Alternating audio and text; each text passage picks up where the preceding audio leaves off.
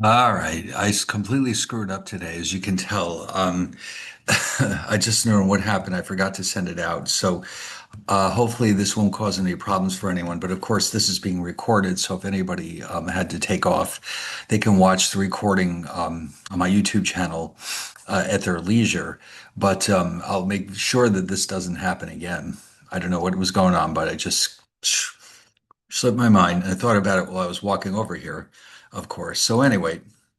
Why don't we take a look at what we're doing now,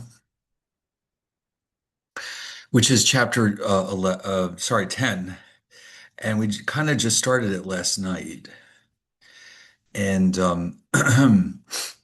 so let me open up the files. Here we go. Specifically, we were looking at chapter 10A, and this is where we're introduced to the concept of testing hypotheses about two different means. Now, this is a fairly complicated chapter because even though in a lot of ways what we're doing here is similar to chapter 9, the fact that there's two means makes our test statistics more complicated. It also increases the number of cases that we have to consider. So we started to look at the first case where we have two population means that are known, so we can use the normal distribution. Um, then, well, of course, we'll have to consider the case where they're not known. And then at the end, we have this different case, which we'll discuss when we get to that point. And because it's kind of like there's restrictions on it, and that requires us to approach it a little bit differently. So the first thing we want to remind ourselves is that with these problems in this chapter, we're always interested in looking at two different populations at the same time. Let me just quickly get this ready.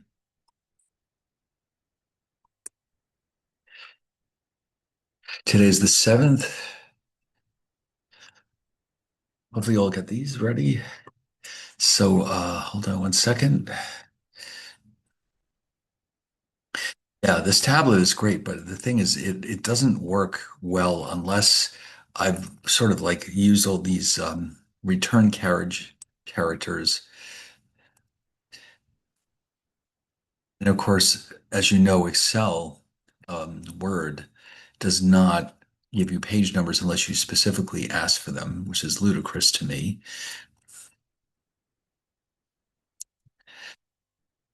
Right, one more step.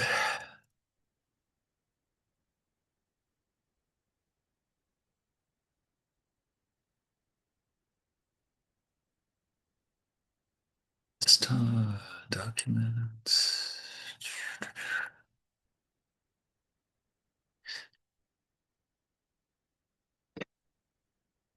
Could be good.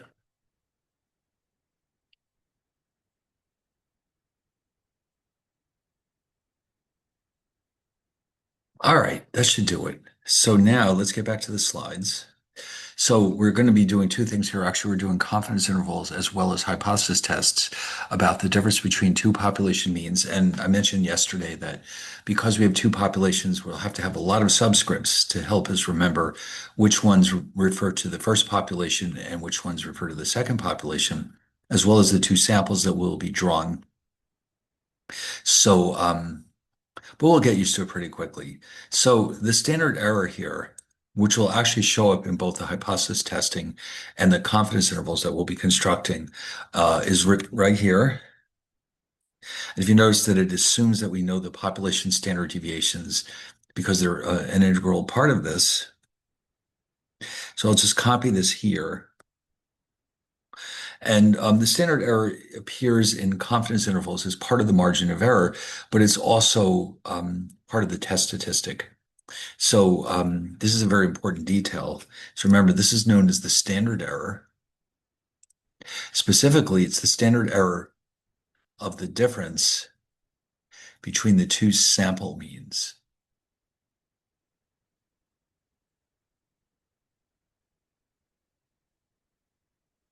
All right, you can tell because the subscript right here. So in other words, what is it really telling us? That we know perfectly well that if we had the entire population for 1 and 2, it would be easy to figure out whatever we need to know. It's the fact that we don't. We have to rely on samples that requires a measure like this because what it essentially is showing us is how much each sample will deviate from the other samples, in effect. Okay. So anyway, then the next thing we did was, whoops, construct the test statistic of the confidence interval.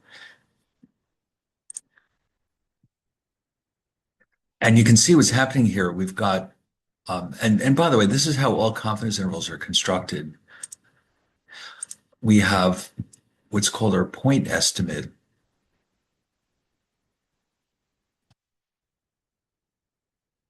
of mu two, one minus mu two.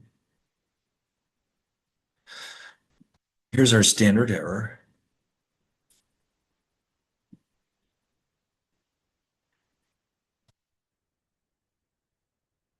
And then when you multiply it out by the z-score, it becomes the margin of error.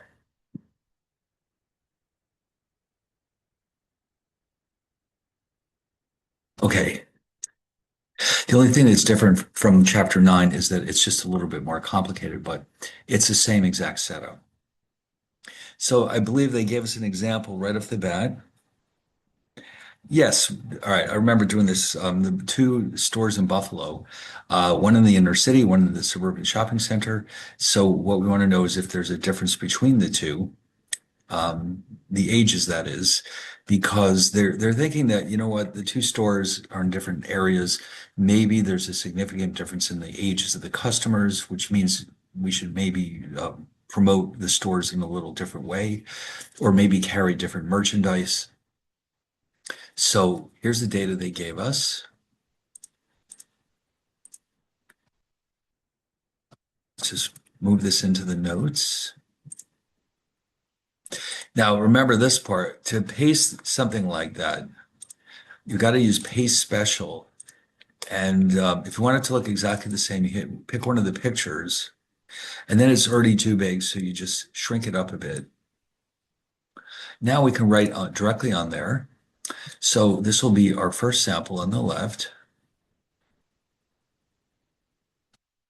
and this will be sample two on the right. And of course so that means this is what we're going to call N1. This is X bar 1, and this is S1, N2, X bar 2, and S2. Okay. Now, it doesn't really matter which one is sample 1 and sample 2, as long as we're consistent. Okay. You'll always get the same results either way. Now, later on, we'll see that there are cases where that's not true. It does matter which one comes first, but not right here. So now, given that they want us to do this at the 95% confidence level, let's plug in these numbers and come up with a result. First, we have to look up the value of the z-score, which we've done many times before. Let's just quickly review how that works. So for 95% confidence interval,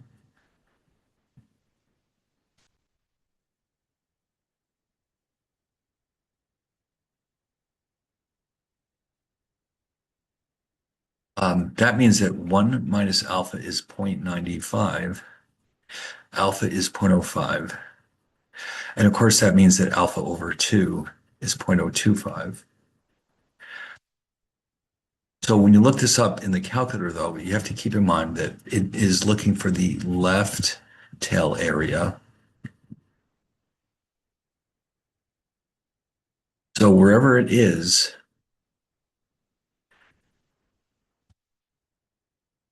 right tail area is 0.025, which implies that the rest, the left tail area, is 1 minus that, which is 0.975.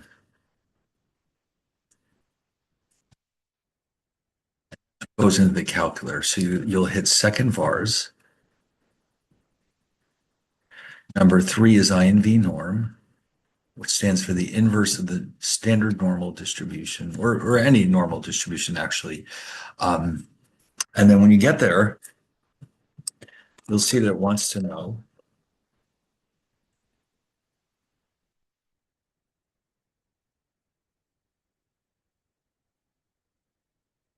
the area, which we know to be 0.975. And because this is the standard normal distribution, we're going to use mu of zero, standard deviation one. But if this was a different normal distribution, you could change these two. And also, I've mentioned this before, if you have a tail option, make sure it's set to left. If you don't worry about it because that means the calculator's already done that.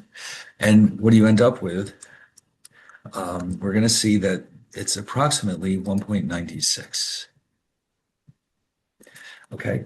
And you'll see that, like I've said before, there's a few values that you'll run into quite frequently. And after a while, you might find that you have it actually memorized. It happens. So that was the only missing piece in this formula. So let's fill in the rest.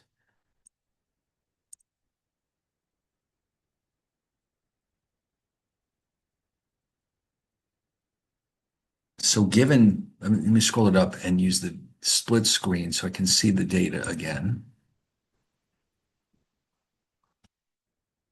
Very nice feature of Word, I must say. All right, here it is. This is all we need to know. So given that Z alpha over 2 is 1.96, we're going to have 40 minus 35.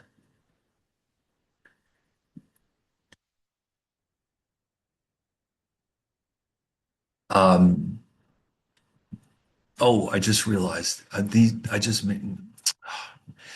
the problem does say that you see how it says based on previous studies, that is a hint that this is assumed to be the population standard deviation. I just noticed that now.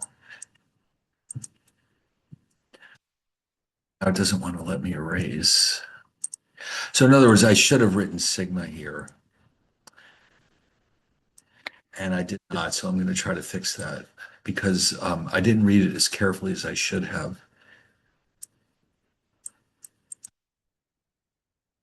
Now that's interesting. It's just refusing to let me erase.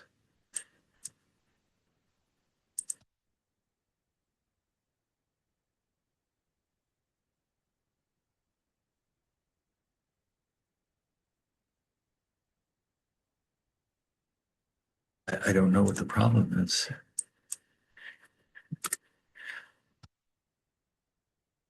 Well, I know what the problem is. It's technology. Technology doesn't like me. I can tell you. All right, so here's what we're going to have to do. We're just going to have to be messy.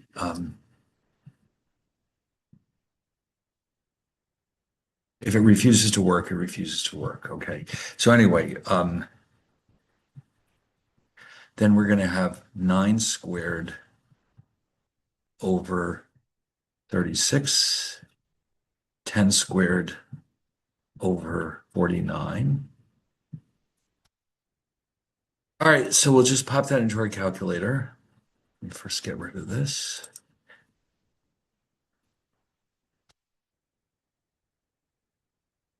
So usually what you want to do is solve for the margin of error first. I mean, or certainly do the standard error, then multiply by the z-score to come up with your margin of error.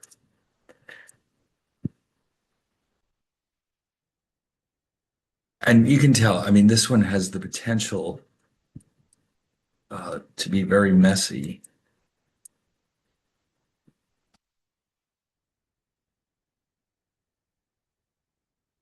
So we're going to get approximately 4.06 for a margin of error. So our interval is 5 minus 4.06 and 5 plus 4.06. So we're looking at approximately 0.94 up to 9.06. Okay, so in other words, the mean age in the first store is on average about so anywhere from 0.94 to 9.06 years higher than the second store. Okay, so the mean age in the first store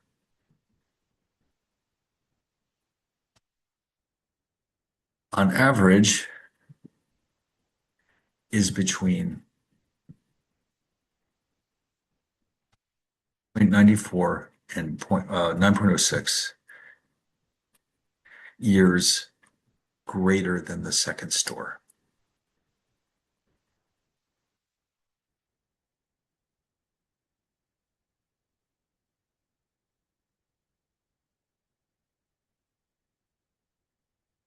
So if they wanted to know, well, is there an age difference between the stores? Here we have evidence that says yes. Okay. So even though we didn't actually test a hypothesis here, um, this is the following. Since the hypothesized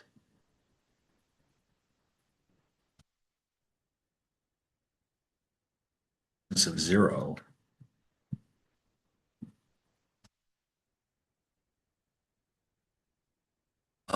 is not in the interval,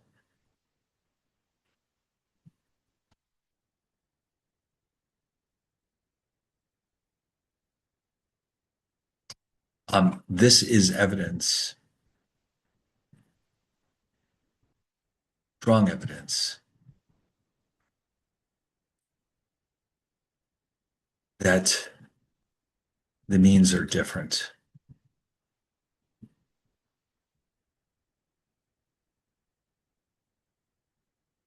So you notice we didn't actually do a formal hypothesis test, but we can see that there is a difference between the two just because of the fact that the zero is not included in the interval. So you can think of this as an alternative way of carrying out a two-tailed hypothesis test. Okay, they essentially are the same thing. They're both the two different sides of the same coin. So we're not going to do this nearly as often as the actual hypothesis test, but it's good to know that this is another way of getting to the same place. All right, then they're going to follow this up with an actual hypothesis test. And don't worry, later on we'll get to some Excel. We'll definitely do some Excel. Now, for the hypothesis test, here's our test statistic. Now, these D zeros could be anything, but most of the time they're zeros, okay? Because having a difference of zero is equivalent to saying that the two are equal to each other.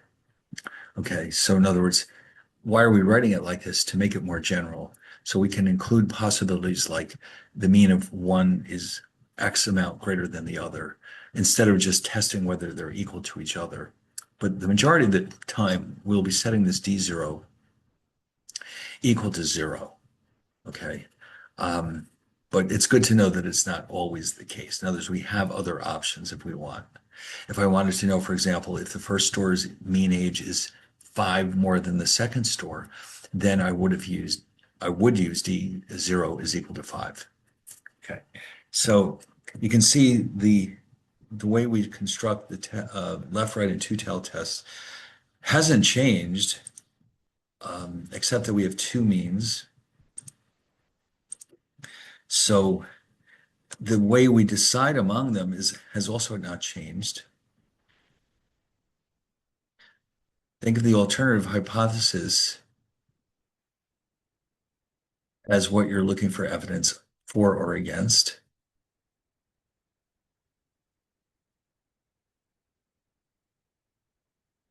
All right, so the left-tailed test,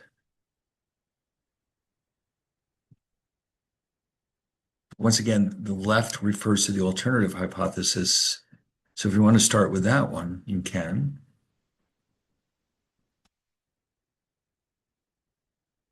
So I'll put a D zero here with the understanding that most of the time that will be a zero.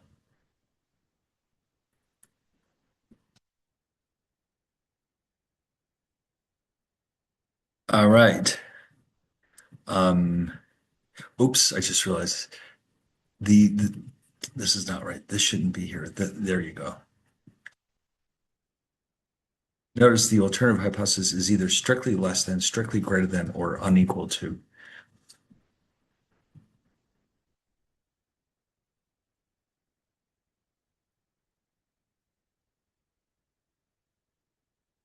So this is just the reverse. as you can imagine. Oh, okay, hold on. I just noticed something wrong here. That's better.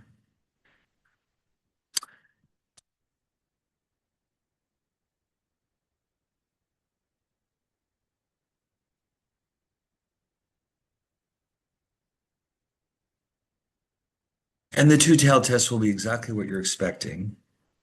In other words, it'll be equal or unequal.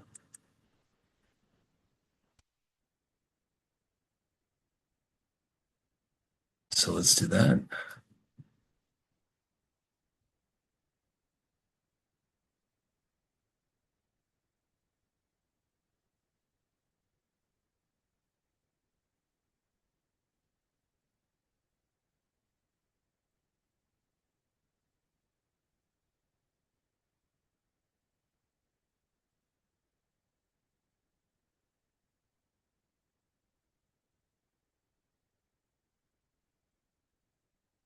Okay, beautiful. So with all that being said, let's grab this test statistic.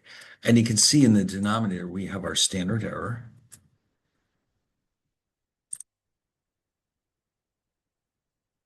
So again, it makes an appearance.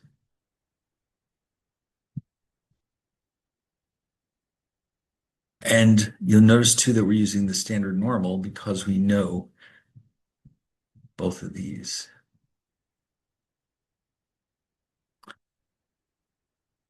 And again, that hasn't changed. If not, of course, we would simply use the t distribution. And we will very soon.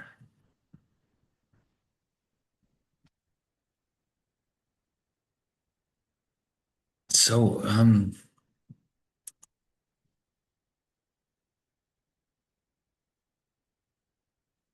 that's right. I remember this. Okay, so we did this one. Let's look at it one more time. So here we're looking at the mean. Oh, the scores that people get by training at the two different training centers. Okay. And if no difference exists between the training quality, which means it's a two-tailed test. Okay. Let's get this in.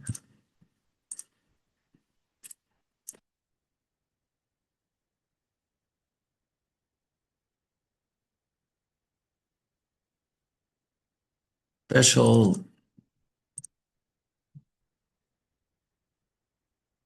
So again, we can go through and label these.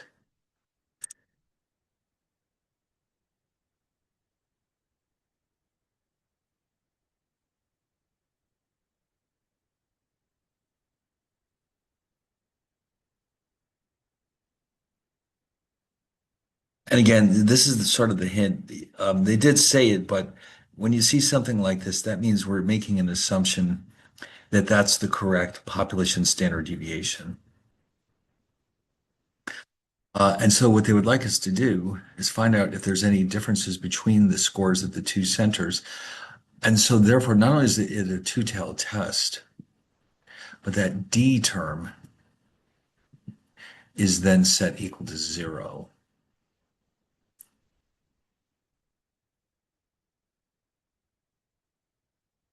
Because it's testing whether the difference equals 0 is equivalent to saying, are they equal to each other? Okay. So then they're telling us that we need to do this at the level of significance 0.05. So no matter what approach we're taking, we need the test statistic.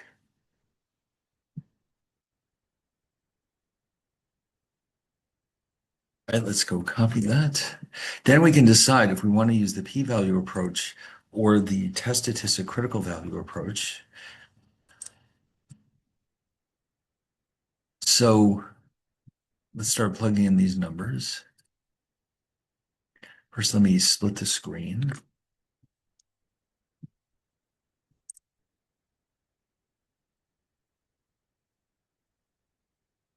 Here we go. All right, so we have 82 minus 78. So remember, this is now 0. Sigma 1 squared, that's 10 squared over 30. And this one is also 10, but it's divided by 40.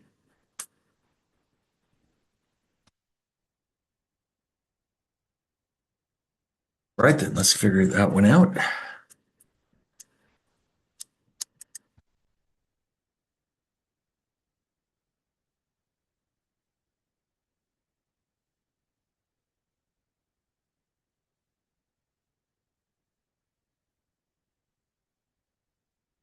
I have 1.66.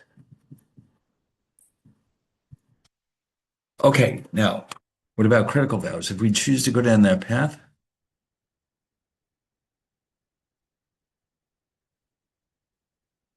for a two-tailed test, it looks like this. And we know that alpha is 0.05.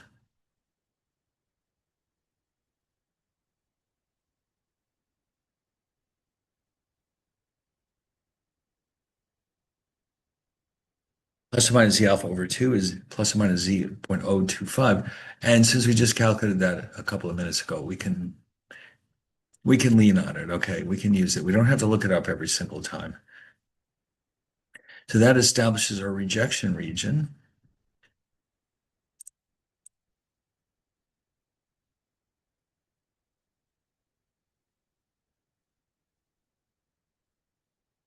That would be everything outside of these 2 points.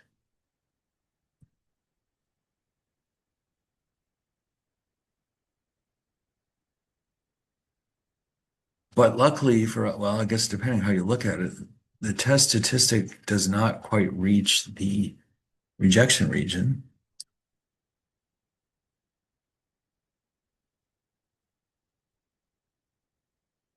And so therefore, we do not reject the null.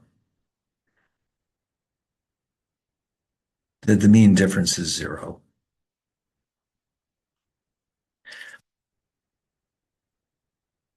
And so, in other words, there's no evidence or there's insufficient evidence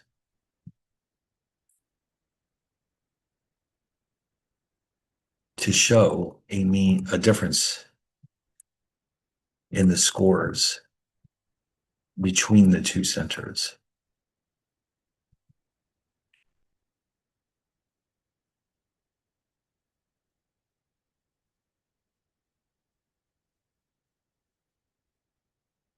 Now, the p-value approach, remember how that works. We're looking at areas more extreme than the test statistic.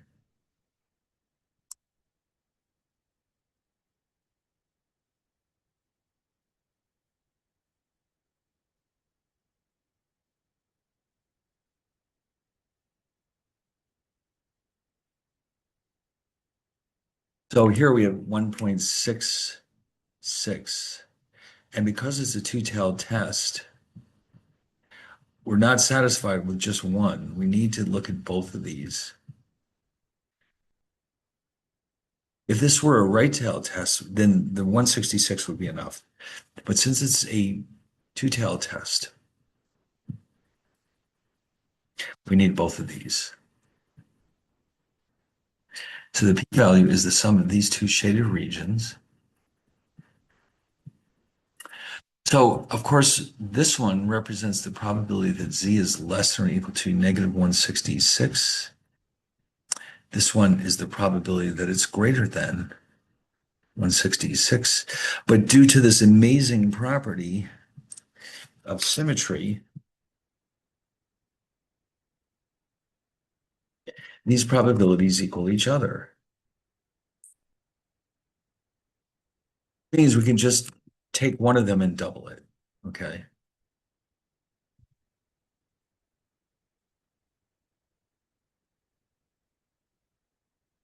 So we could just pick one at random.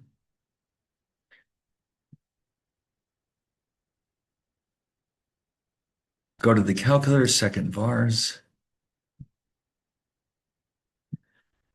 What now is number 2, normal CDF.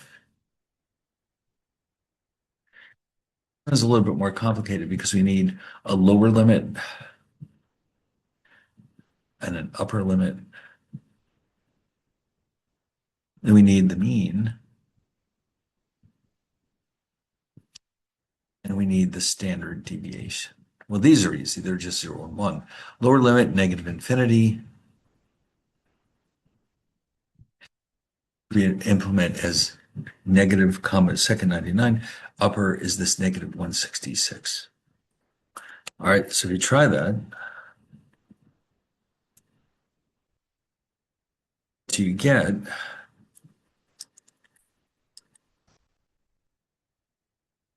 0.0485, let's say. And so, in other words, the actual p-value is double this.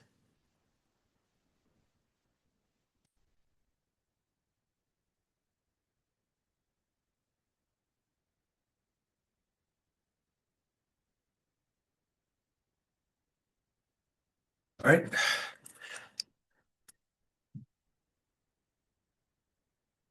0.097. Now, remember the way this rule works.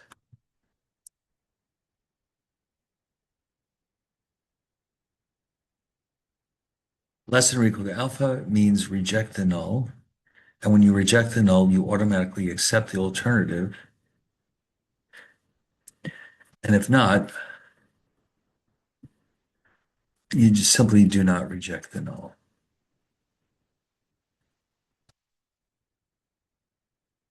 Here, if you remember, the alpha is 0.05.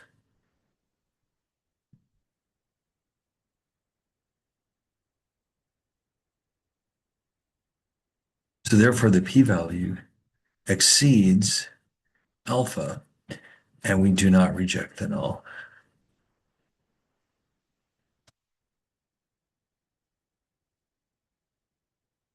which is exactly what we discovered up here in a different way. Do not reject the null. So both approaches always give us the same result. They have to because of the way they're defined.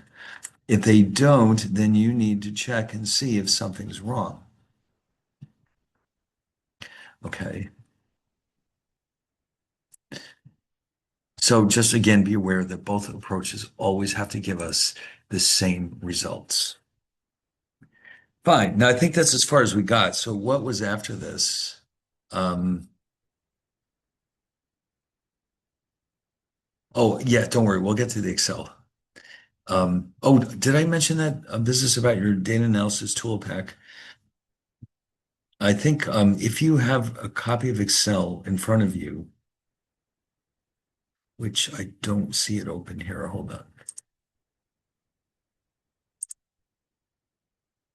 There's a special tool that comes with it, but it has to be installed separately. It's called the Data Analysis Tool Pack. And if yours is not showing in this data tab, it would be on the extreme far side. You have to come back here on a PC and hit File. Way down here, we have options. Then we're going to have something here called add-ins. And then from here, you hit the Go button. And you click the ones you want, which in this case is the Analysis Tool Pack. That's the only one you need right now. All right, I'll cancel it because I already have mine. So if you have a Mac, there should be a Tools menu up here somewhere that also mentions the Data Analysis Tool Pack. So we will be needing that soon. In fact, quite frequently in this course, because it gets to the point where the calculations are so complicated that we do need specialized packages like this. All right, so we'll do that. Maybe tonight we'll do that. Okay, but first let's see what's coming next. All right, now this time we're going to change the assumptions. If you notice, these two are unknown. And that is a hint that we're going to use the t distribution. Whether it's a confidence interval or whether it is a hypothesis test, we're going to use the t distribution, which means the statistic will be based on it, as will the p-values and the critical values.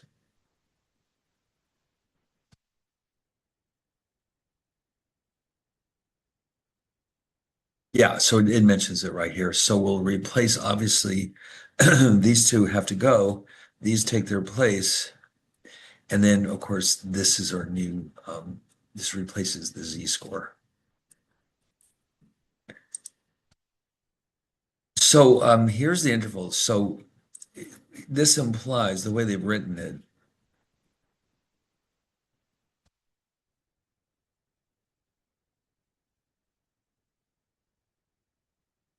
that this piece under the square root is our standard error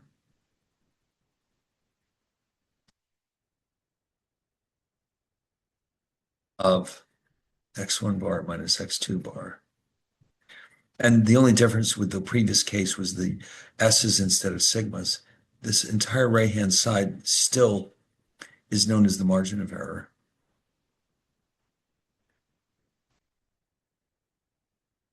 This is my t-score.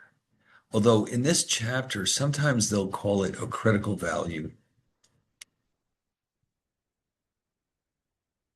And then this is the point estimate.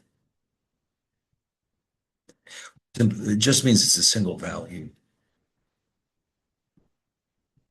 of mu1 minus mu2. All right. Now, the only unfortunate thing about this case is that when we go to look at the degrees of freedom for the t statistic, it's quite an ordeal to calculate it. Look at that mess. This has got to be the worst formula we've ever seen, and not just in this class. What a disaster. So here we have the Clearwater National Bank. We want to compare the checking account practices by the customers at its two branches, Cherry Grove and Beachmont. So here's our data. And I get the impression, oh, first we're just going to do a confidence interval.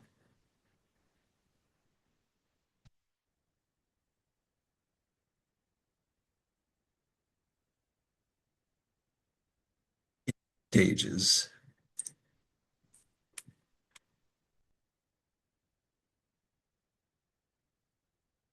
Okay. Oof. Now, luckily in this case, they've already kind of gone ahead and figured out the degrees of freedom for us. But we should at least do the rest of it ourselves.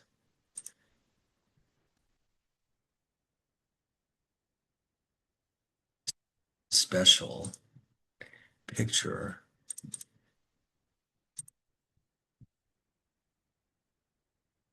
All right, so we'll take their word for it for now that this turns into 47. And we'll fill in the rest of it. First, yeah, so we still have to look that up. And so for this one, the alpha is 0.05.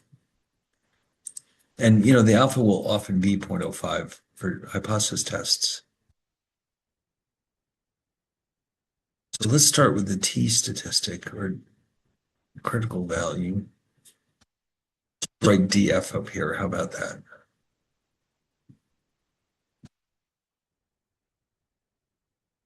So once we get that part straight, we can easily look this up in the calculator.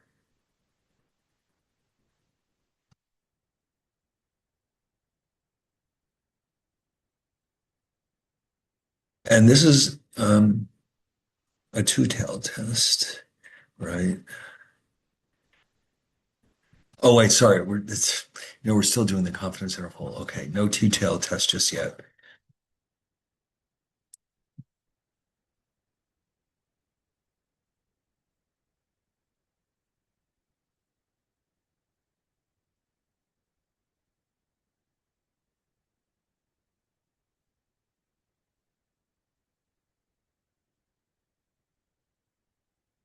Each of these has an area of 0.25. Now we're going to look up, we only need one of them because they're both the same number with a different sign. So if we want to look up this one,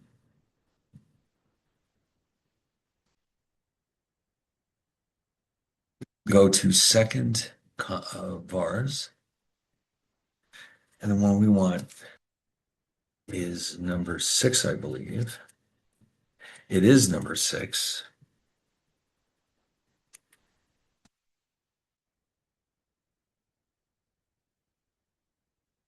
And when we get there, you'll see that it wants to know the lower and the upper limits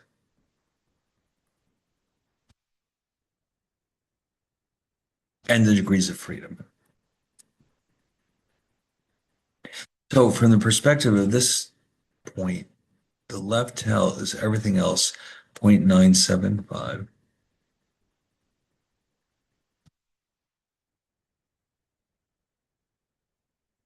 Oh, I'm sorry. I'm doing the wrong. Wait a minute. Um, right. No, sorry. We don't need that left tail. That comes later. Let me get that out of there. Remember, we're doing a probability, so no 975. Instead, what you're looking for is,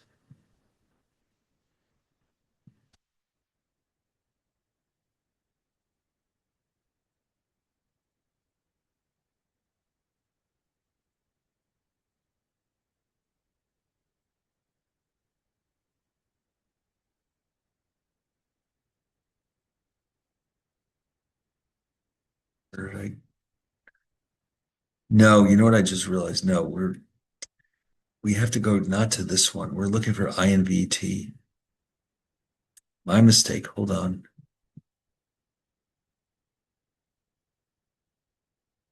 Yeah, so you see, because we're looking for the location, not the probability. That we'll need that in a bit.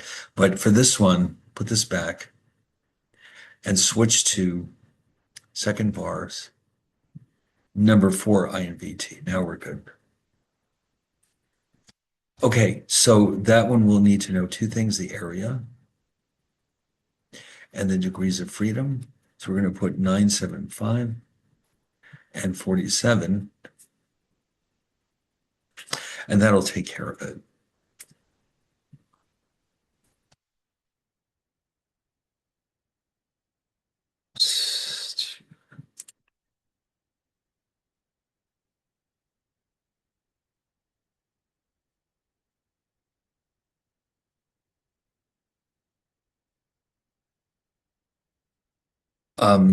It's approximately 2.012.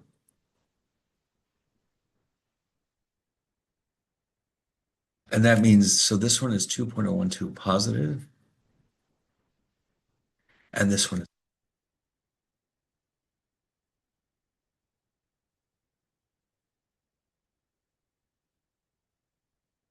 oh, we've got everything we need at long last. All right, let's do this. And of course, in the meantime, we'll split the screen.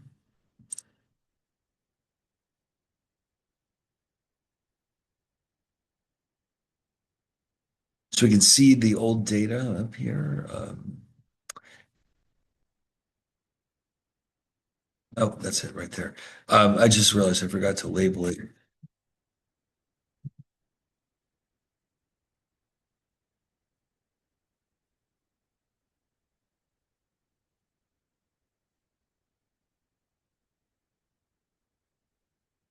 All right, now we're good.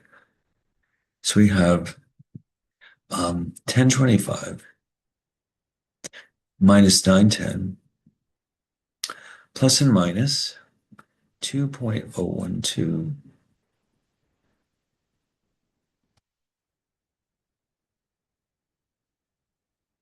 squared over 28. 125 squared.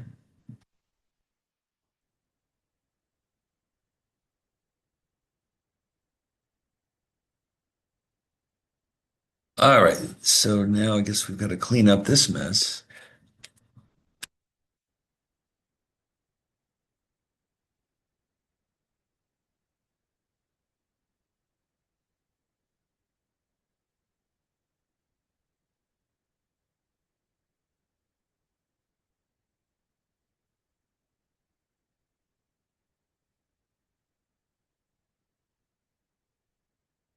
So I'm getting, for the margin of error,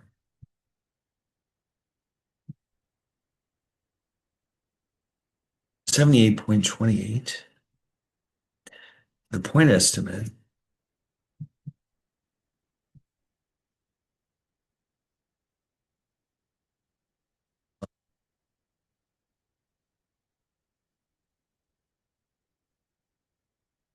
So our interval will be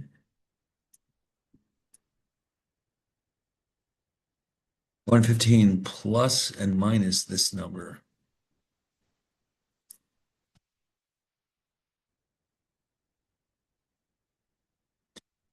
15 minus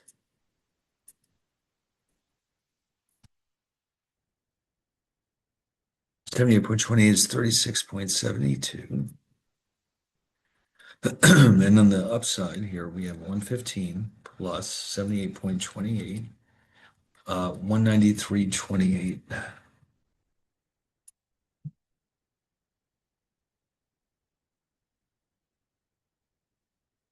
Yeah, okay, good. And again, if you notice, the entire interval is positive, which means that the mean at the first bank or branch is definitely higher than at the second bank. Um, the zero is not in this interval. So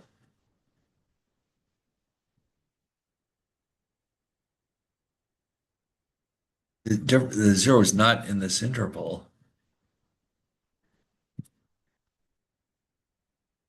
Shows a significant difference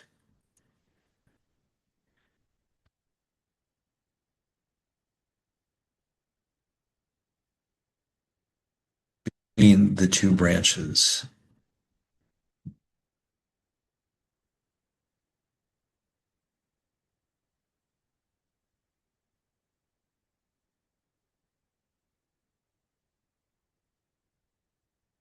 All right, but I'm sure that we're going to now do the hypothesis test as well, so we can confirm it. Okay.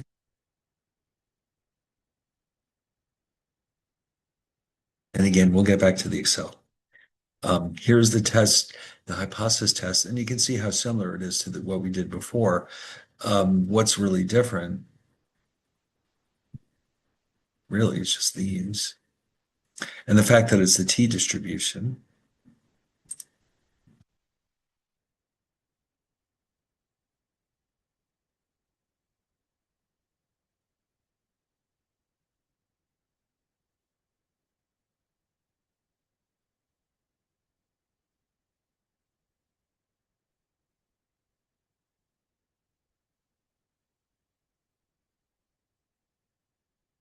Okay, great. So, oh no, then they went ahead and did another example.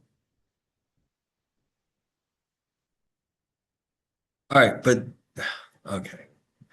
But if you went ahead and did the hypothesis test, you would have discovered that um, we could not reject the null, that the means are equal.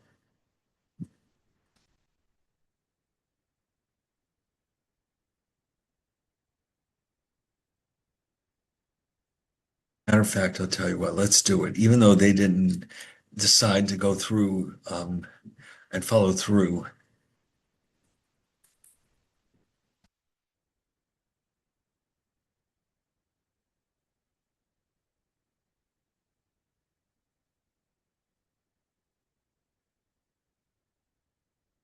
To the test statistic.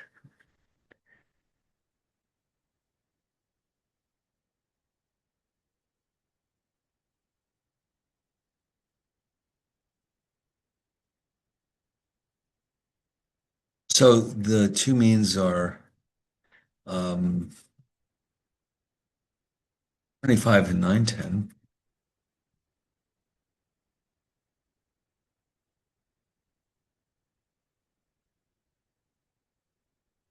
In the numerator, and then the zero is the D0, which is just zero.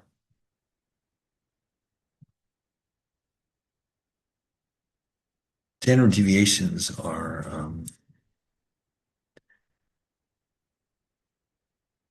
50 and 125.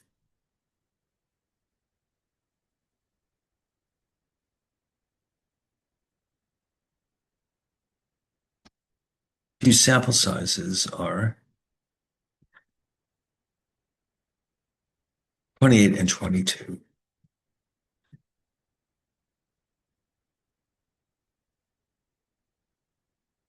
So let's calculate the value of the standard error.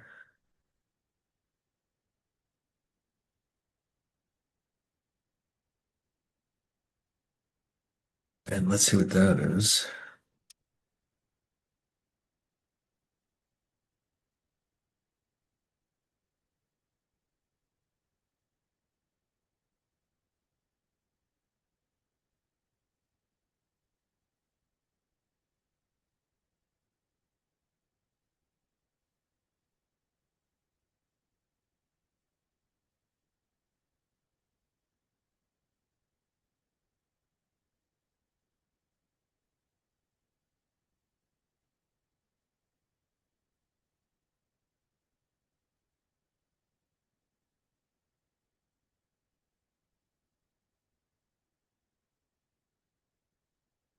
Thirty-eight, 9.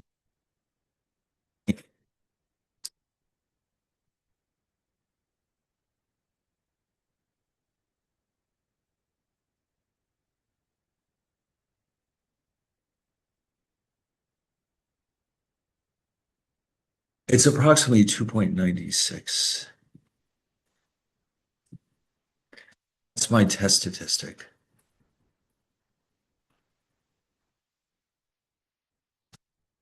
And since this is a two-tailed test, the critical values are,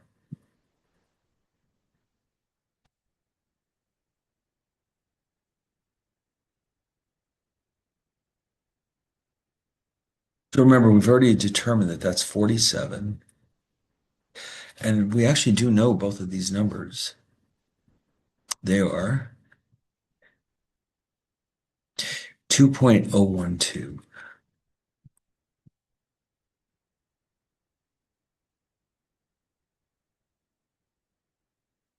All right, so we compare them to each other.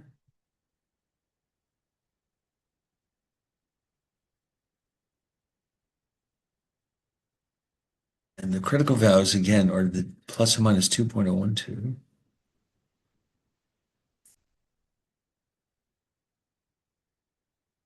Test statistic is 296.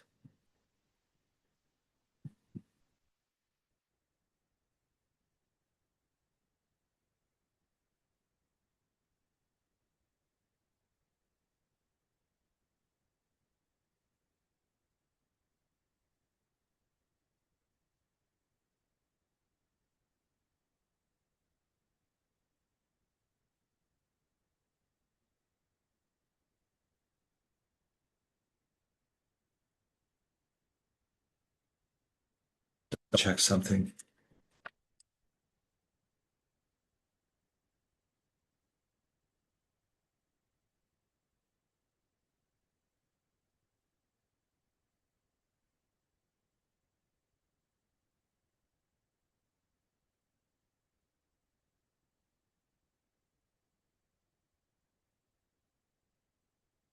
It's okay.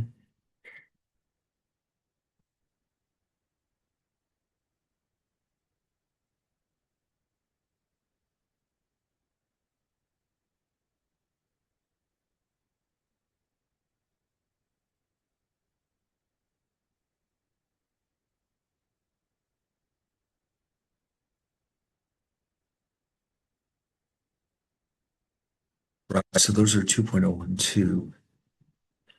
Oh, you know what? Yeah, that's right. No, God, I thought I goofed it up. No, it's fine. They're both giving us the same conclusion because what they're saying here is that we reject the null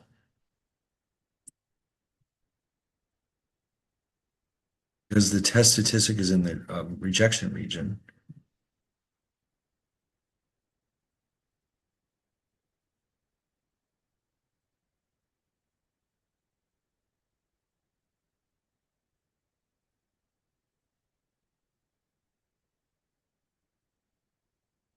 And we accept the alternative. And by the way, this is also part of the rejection region.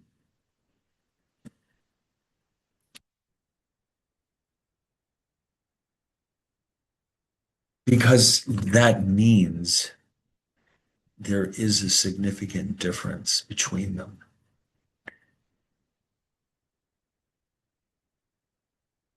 And that's what we did find up here with the confidence interval.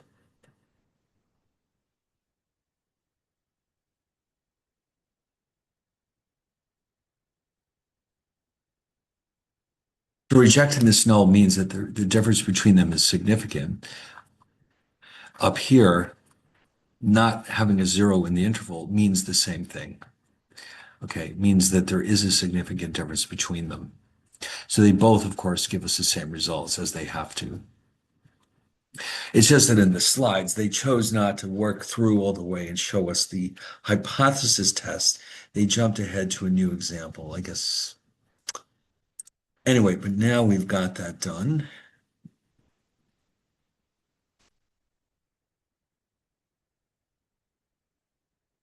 Now, here they've got another example, which kind of requires Excel because there's an awful lot of data here. So why don't we do this? Let's go back to Blackboard and see what's open here. There's at least three spreadsheets in chapter 10 that we can work on.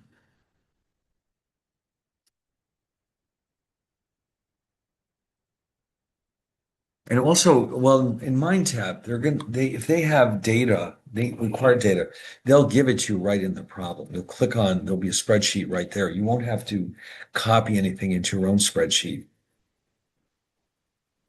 Just keep an eye on those little icons. If you see a little data icon with a little spreadsheet, it means that they're telling you click this on so that you don't have to type all the data. All right, let's see what we've got.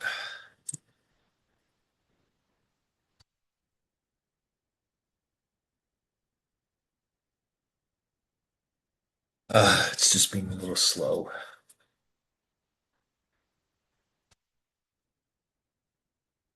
Here we go.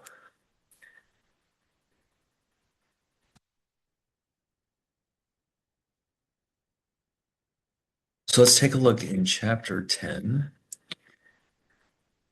and you'll see right here,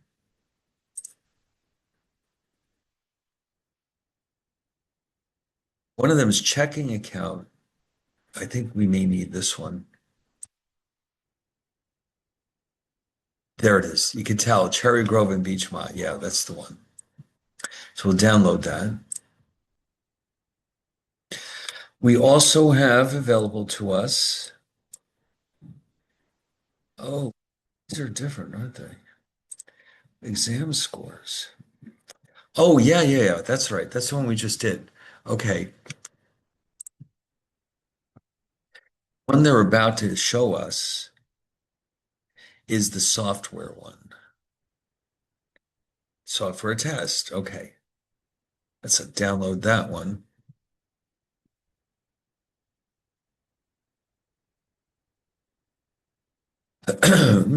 Seems to be having a problem.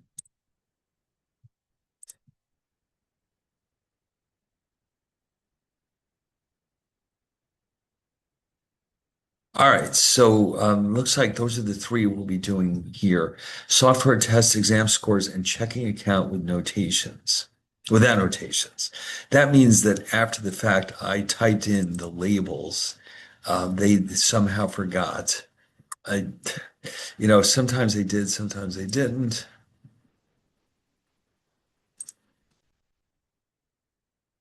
This is just a blank. We'll get rid of it.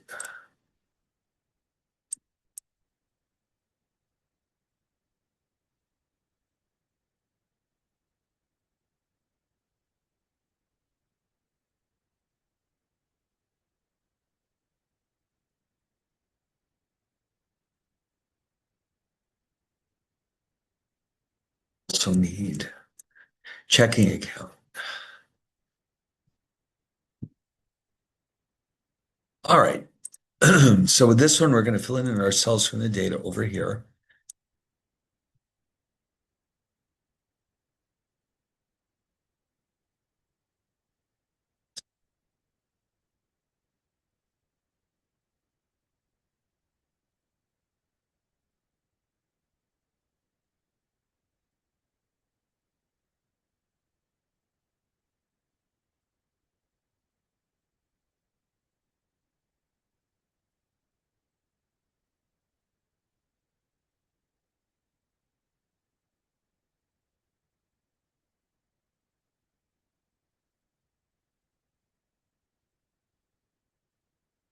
Know what's missing?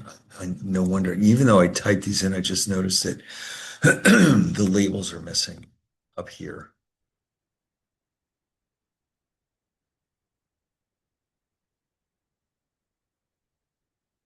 That's why I was confused. I wasn't sure what was going on. Okay, why don't you take care of that, and then we can fill in all the rest of these. For some of these variables, we do need both, and some we don't. Okay. So the sample size, now we're going to do this directly. We're not going to do it by looking at the data. We're going to use Excel commands. Count, and then you're going to select everything in here in Cherry Grove, which is A2 through A29. And for Beachmont, we're going to type count. And then this one is only B1, 2 through B23. They want you to see that the two don't have to be the same. Okay.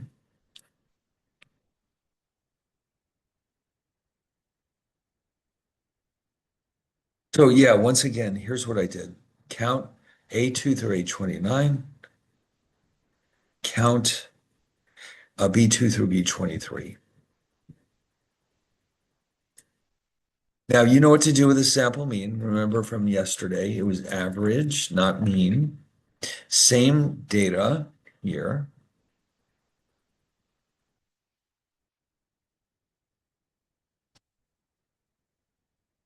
And you'll recognize these numbers from the problem. They gave them to us in the problem, but here we have to do it ourselves. Yes, very familiar. Standard deviation. Now remember with that, you have to be very careful the way you spell it. STDEV for standard deviation. Dot S means for sample. All right. Again, select the same data.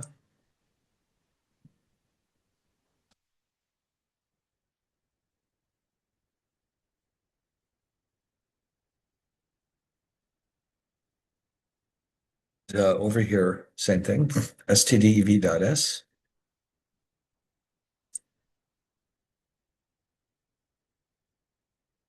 Here we go. Now, by the way, you can see there's a lot of digits here that we don't really need. Why don't we do this? They're so close to being integers. Let's round them down. Here, see this button here, decrease decimal. That'll take care of the problem.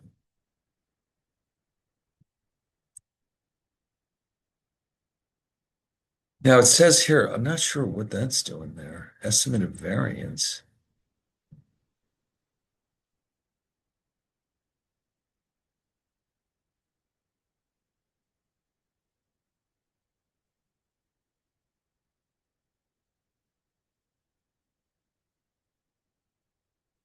I don't know why in the world it insisted on calling it that.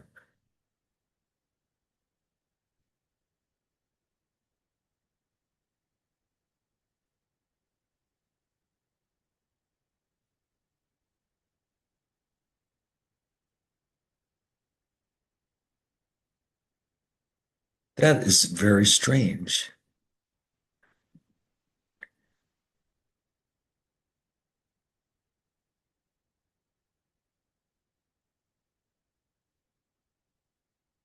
I know they're trying to make things simpler for us by breaking it down into stages, but I think what that is the standard error without taking the square root. Let me confirm that. That just seems a little much. I don't know why they would try that. And the name is so ridiculously unmeaningful.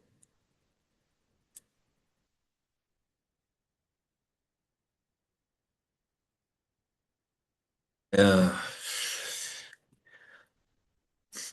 All right. So let's indulge them. So in other words, what they're saying is do this without the square root first. So it'll be 150 squared over 28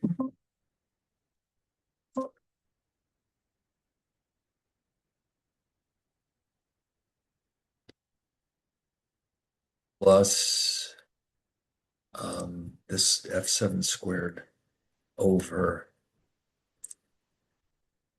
2, yeah, it's 1513. And then when you take the square root, you'll get this. Like I said, they thought they were being helpful.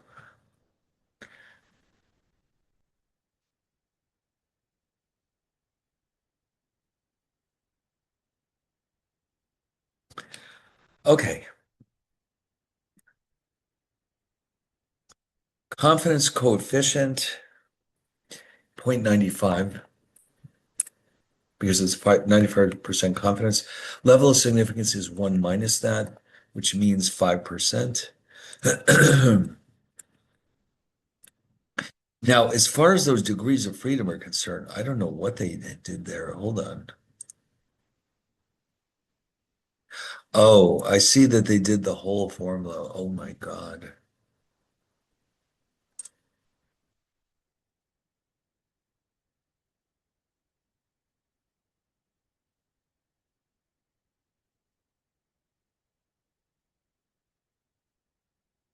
It's here so I can see what I'm doing.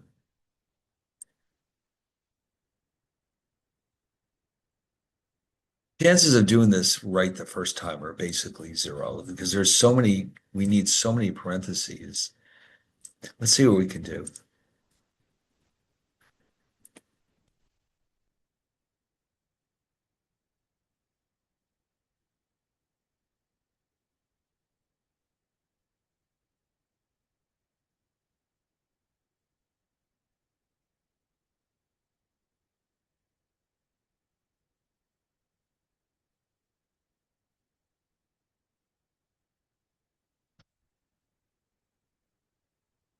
That all has to be surrounded by parentheses so we can square it.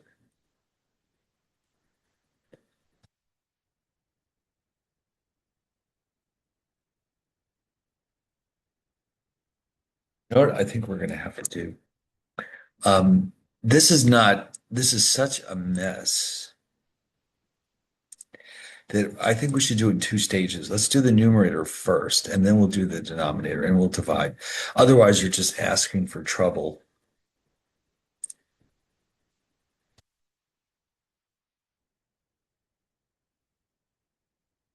Now, yeah, I'll tell you. Let's move these down. Control X, Control V, move them down. Okay. Control X, select the whole thing with Control X, move to the new location, and then Control V. So we can do this. We can have the numerator, the denominator, and the final result here. Now that, oh, look at that denominator.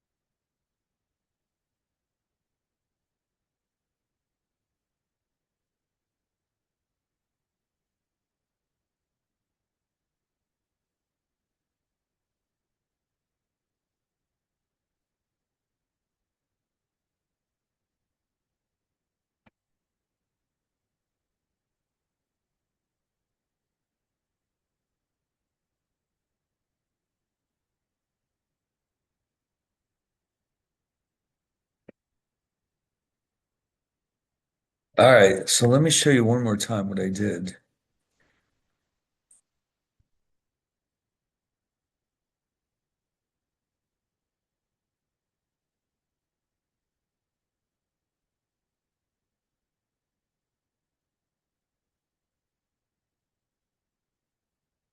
The numerator wasn't such a big deal. The denominator, God, look at that thing. And then, so the ratio is correct. So I'll stop for a second here and let you catch up. Um, Look at all those opportunities for typos. I can't get over it.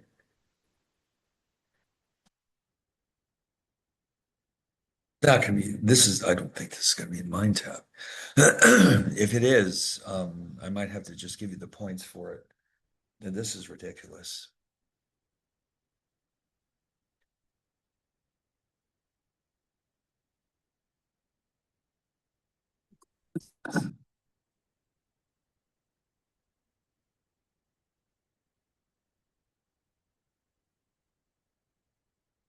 Yes. So I visualize you typing away like crazy.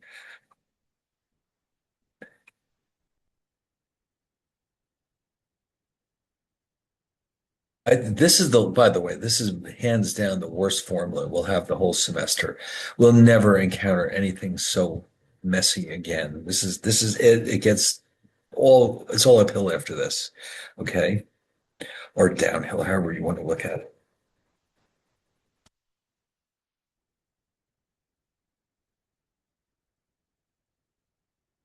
And you notice in the slides they rounded it to 47. I'm not sure if that's absolutely necessary, but we'll just follow their lead. The calculator, I know the calculator can handle fractional degrees of freedom. I'm not sure if Excel will complain about it.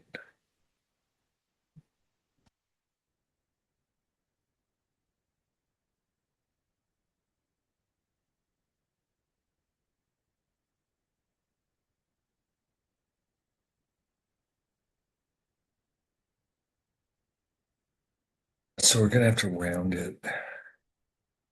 round it down actually. Because if you notice, it's actually 47.8, but they asked us to use 47.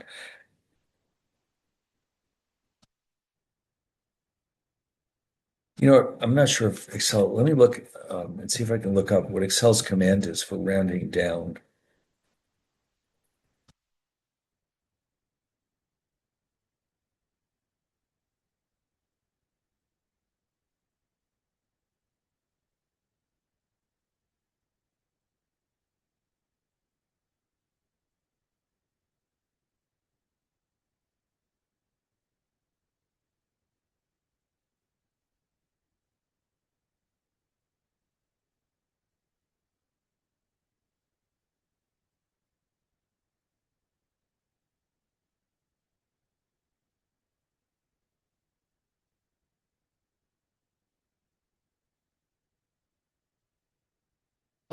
Oh my God. It actually has a round down function. Who knew? All right. So for the t-value, um, it should be t. See, now there's a lot of t's to choose from here. We have to be really careful with it.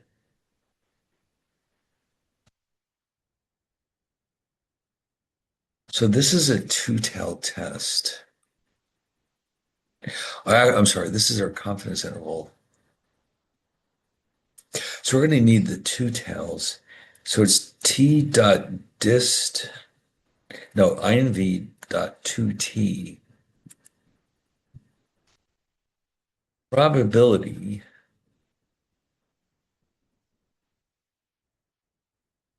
See, this is where it always gets confusing. I'm not sure if they mean the full probability of 0.05 or half of it. Let me just see what they did in here.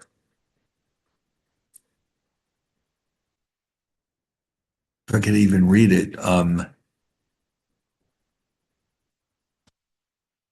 They did use 2t.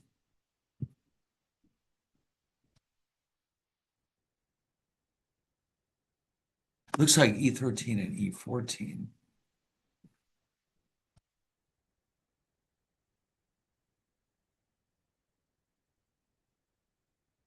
Oh, but that's okay. So this is the degrees of freedom. So I'm going to try something as an experiment.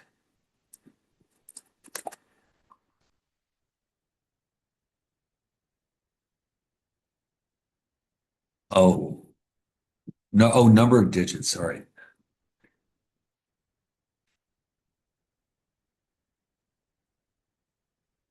There you go. It worked. Look at that. So in other words, INV2T means look up the T value for two-tailed test or a confidence interval. E13 is the level of significance, the alpha.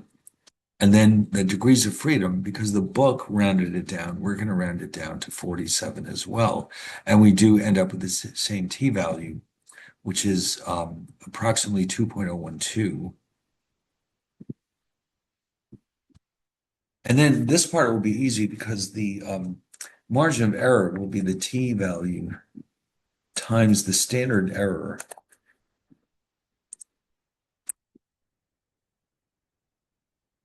Now, the point estimate of the difference is the difference here. Okay.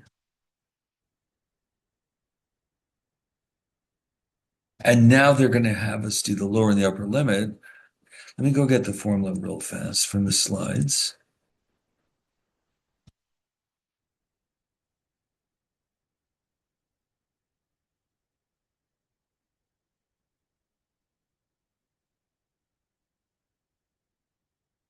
So the difference in the two means is this one.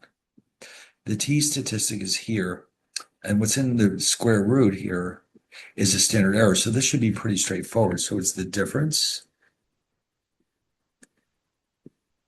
minus the T value times the standard error. And then we have the difference plus the T value times the standard error. And that's exactly what we got. So let me just flip this over and show you all these formulas in case you missed something.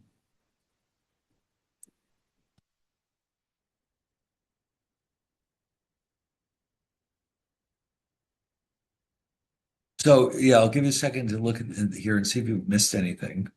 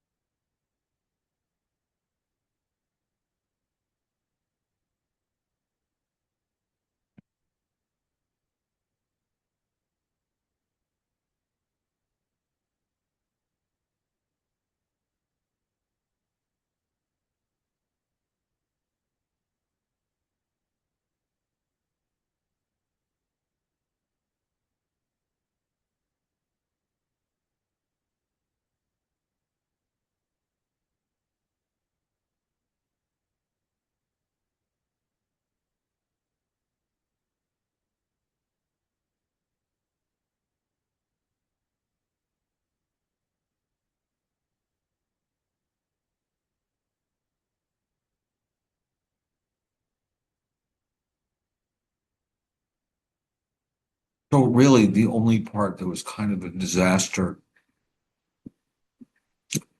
was the degrees of freedom. Otherwise, this would be just as simple as all the others. So, like I said, this is definitely the worst one. The others will be much nicer by comparison.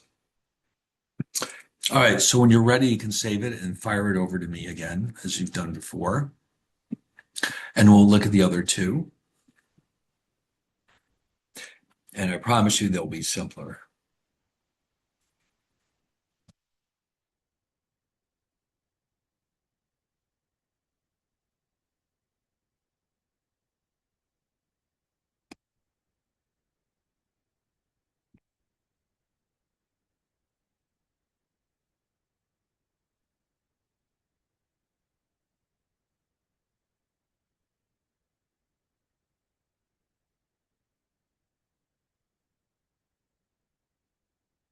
All right, I'm going to assume everyone's done. If not, I'll be posting this anyway, and you'll be able to look at it.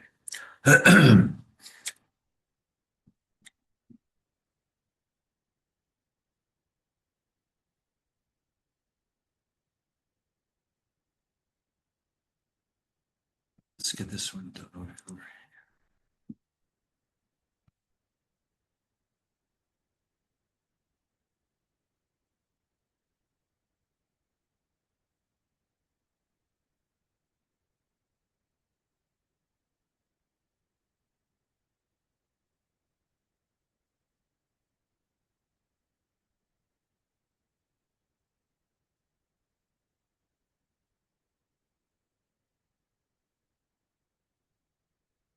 Okay, so what's next?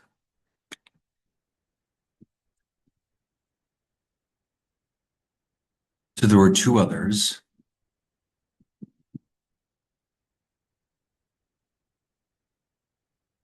and the next one would have been,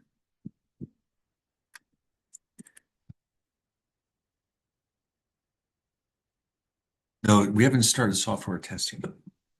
We have to go back to exam scores. Yes, the two testing centers. Yes.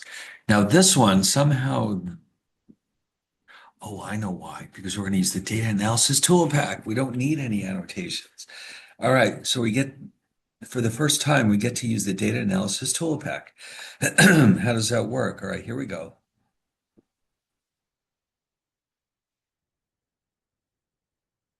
So what you're going to do is go into, make sure it's installed and open it up. And it's just all a bunch of statistical procedures. And you're going to pick um, test two sample for means. Okay, right at the very bottom. And when you do,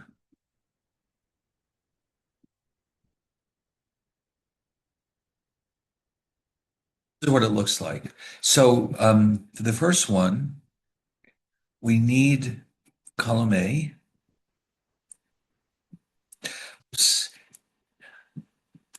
and then of course here column B.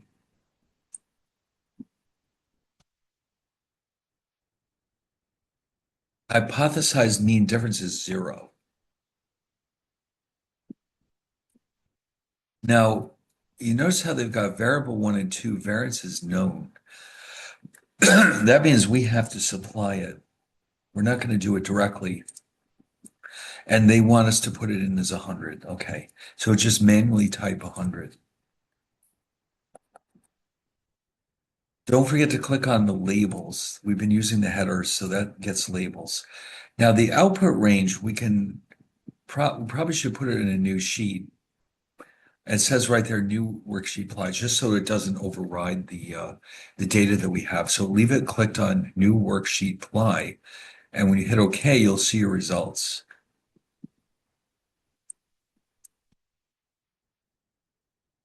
So it summarizes all the details. And then you'll notice that it has three different possible z-scores, one for a left, right, and two-tail test, and then the corresponding p-values. And when we did this,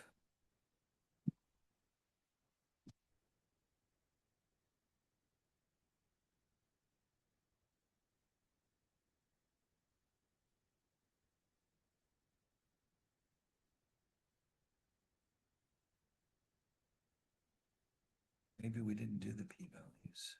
Oh no, sorry, this is the wrong one. We want the test center. I think we did the p-values for the test center.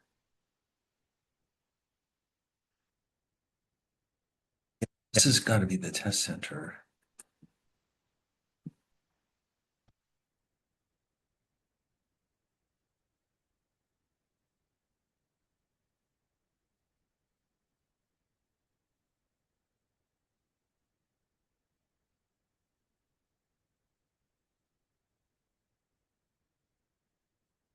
Yeah, this is it.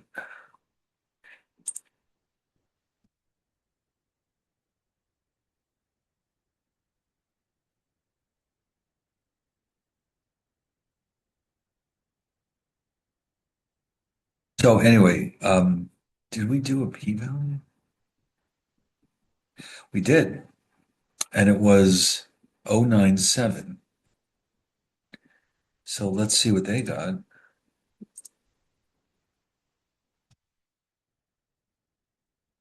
Well, what do you know, right there. That's the one that we did. Two tails, the p-value of two tails is approximately 0.097. And so that's where we draw our conclusion from. Or the alternative is you can use instead the critical values and do it that way. But it's already here. You might as well use the p-values. So anyway, this is done, believe it or not. Once you save this one and send it over to me,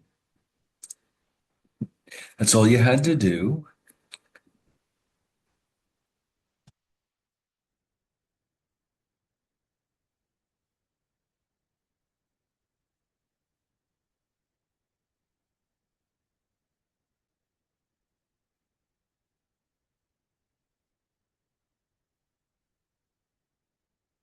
And then the last one, it looks like we're not quite ready for it yet.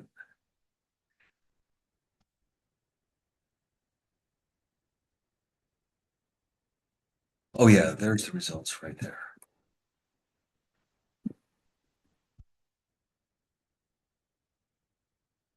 Get that one out of the way. Here we go, software. Now, yeah, so this is more or less exactly what we've just been doing. This is a test of the hypothesis about mu1 minus mu2. The sigmas are unknown. And now, because there's so much data here, I mean, I guess we could do it by hand. They did give us a summary statistic, so maybe we could do it both ways just to get some practice.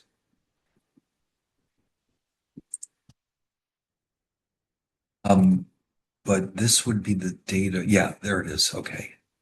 So what they did was they went in here and they calculated the mean, the size, the mean, and the standard deviation. And we'll do that. But first, let's see how far we can get by hand. It's good practice.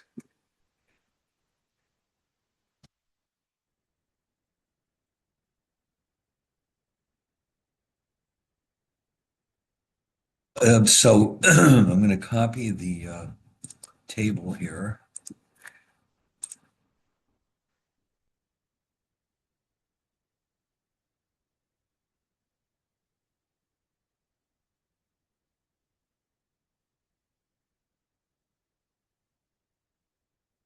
Nope, it did not understand what I wanted. Let's try that again.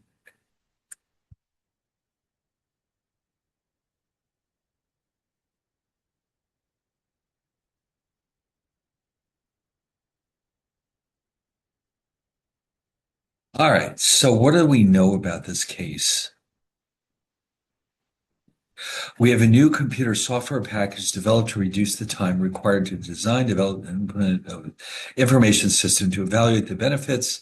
A random sample of 24 is selected, 12 using the current technology, 12 using the new. Can we conclude at the 5% level of significance that the mean project completion time is less? In other words, has it gone down?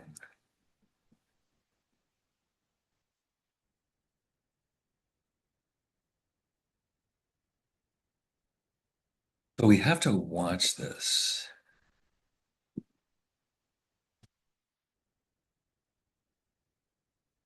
If, now remember, so this is sample one,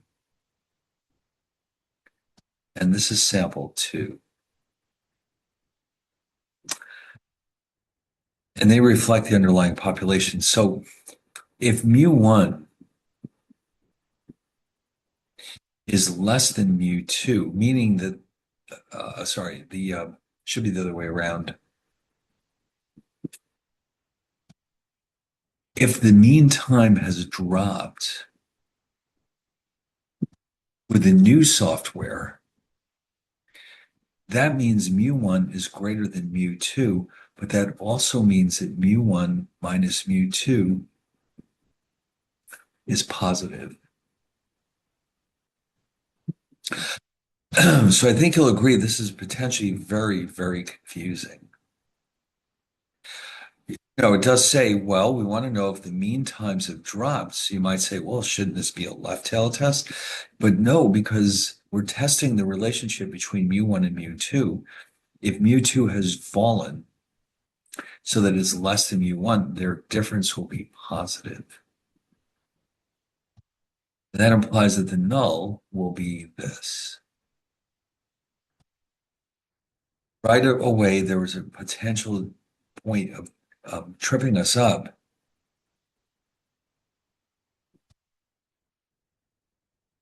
And then, yeah, you see, it's a red tail test. All right, I'll tell you, we're not going to mess with this again. Let them tell us the degrees of freedom.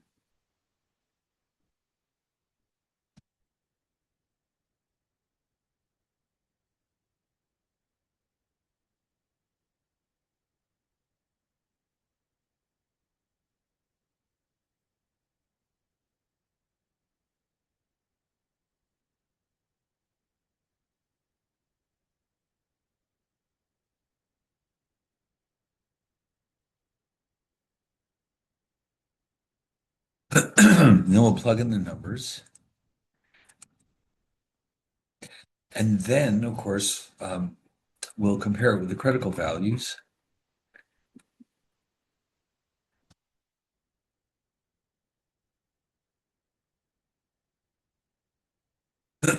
So based on that table,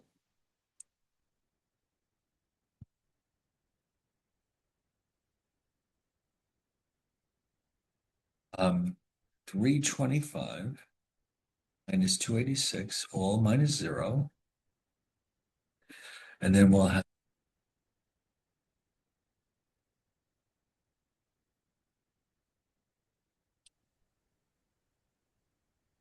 S1 squared. This is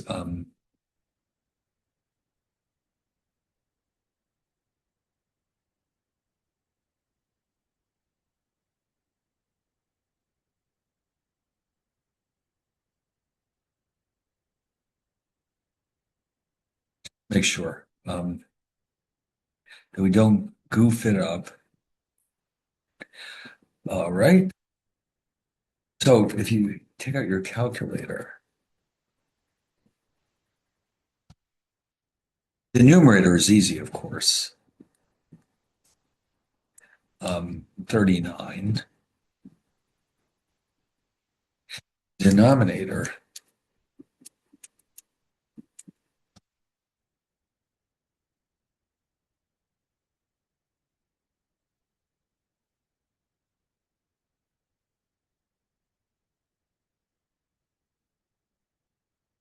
I have 17.17,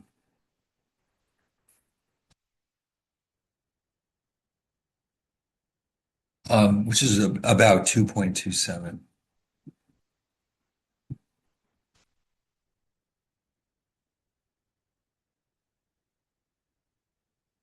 Then, of course, we have to look at the critical values, but before we do that, we need the degrees of freedom. But we're going to let them tell us that it's 21, all right? That'll have to do.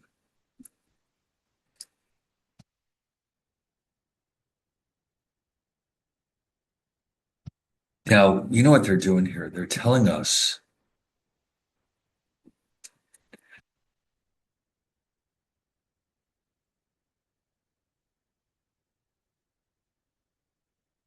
let's just do this the normal way.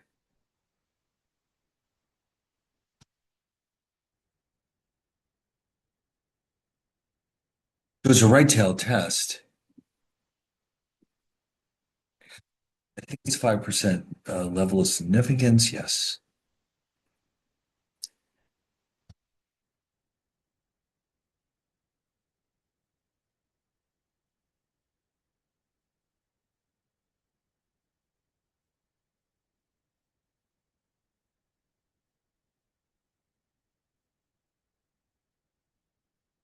All right, so we can look it up as second vars.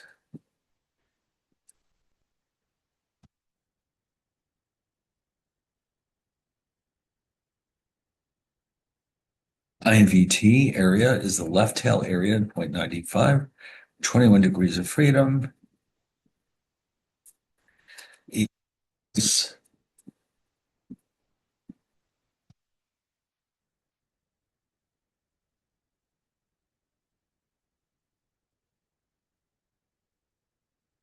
1.72.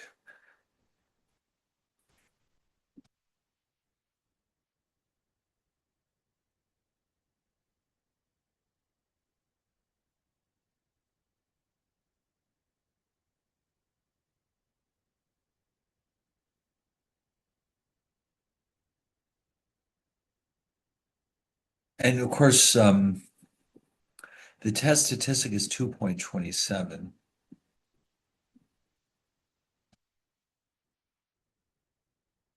Means we will reject the null.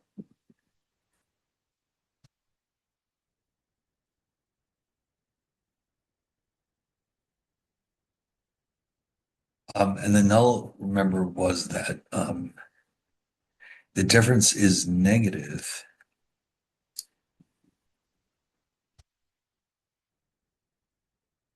and we accept the alternative that it's positive. Oh, sorry, the difference is positive.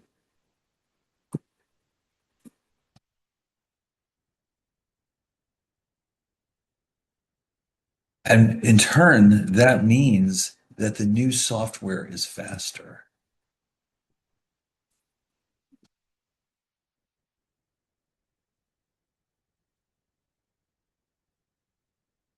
All right, so I guess that's the positive news.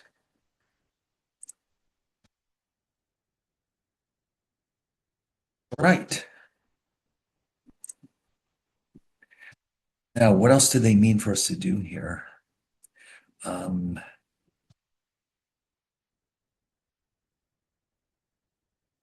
another data analysis tool pack. All right, let's do this. Go back to your software. Now we'll go find the data analysis tool pack. Remember, it's down here in the data tab. And again, now this time though, the one you want is different because we have different assumptions. This time, instead of the z-test, it's t-test, but we also have to make an assumption about the variances of the two populations. We'll assume that they're different unless it tells us otherwise. So in other words, if you look in the list, it could go either way. It could be either of these. We choose unequal variances.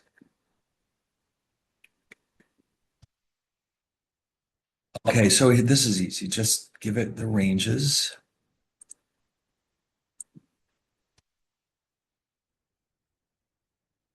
Hypothesize value 0, a mean difference, labels, new output worksheet, and then it's going to give us p-values for all three cases. That's all that it's going to do. It's not going to give us critical values. Oh, actually it is, but it's not giving us the test statistics. So since we're doing a right-tailed test,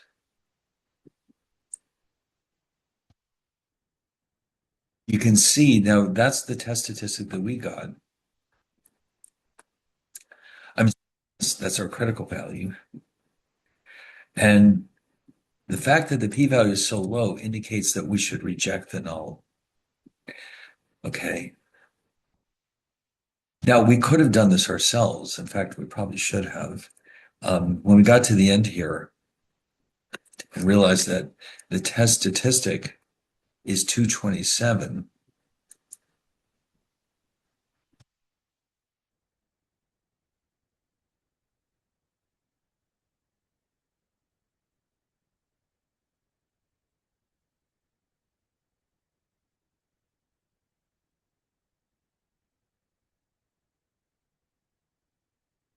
This becomes the p-value because it's a right-tailed test.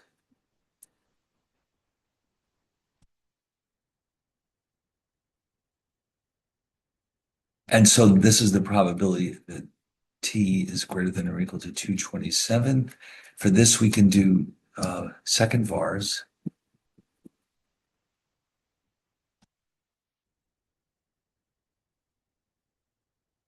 And so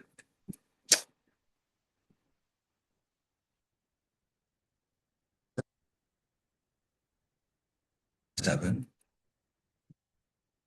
upper is infinity.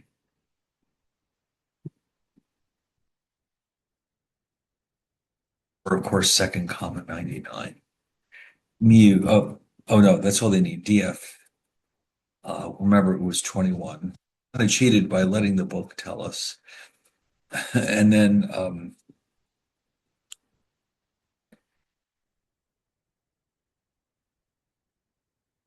that leaves us with approximately 0169 alpha, and therefore we reject the null hypothesis and accept the alternative.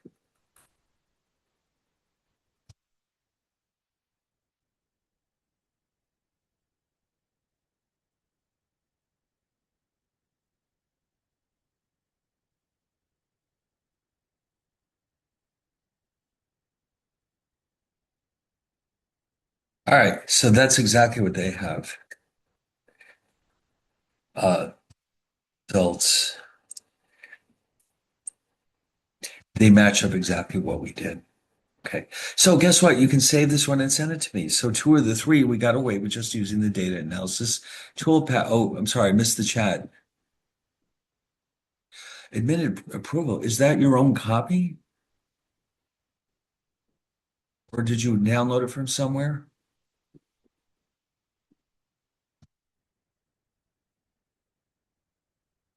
Sorry, I didn't notice it until just now. Sorry about that. But do you own that copy of Excel?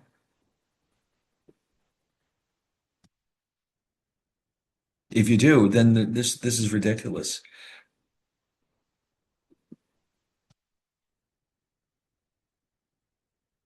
Yeah, but still, ooh, never. I did not anticipate that this might be a problem. Well, you know what? I'll make a note to myself. I'll see if I can figure out who I could ask about this. Did anyone else have a problem downloading their data analysis tool pack and get a message like that, admin approval? Is the computer yours? It's not a school computer, is it?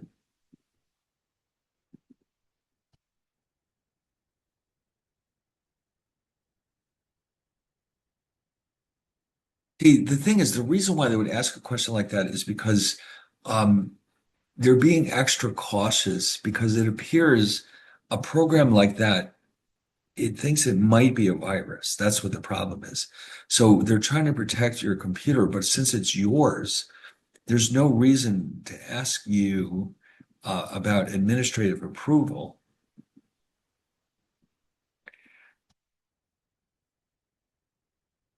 So,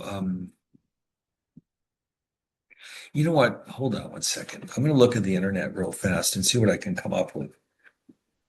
Just in case there's some silly workaround or something.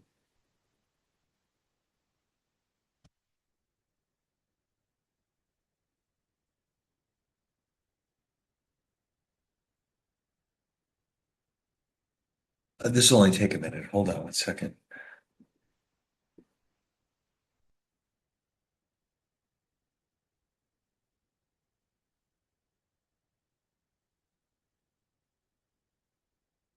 Oh, really? Oh, okay.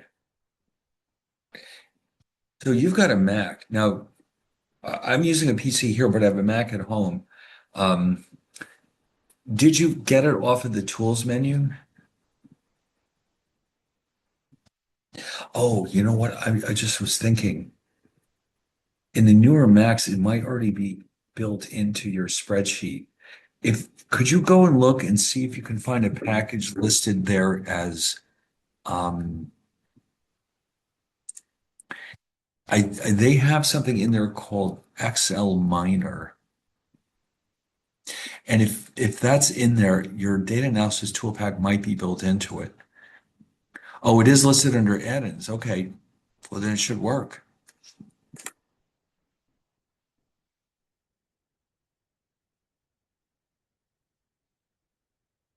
Oh my God. And did you click on the box and it just says, no, it won't do that?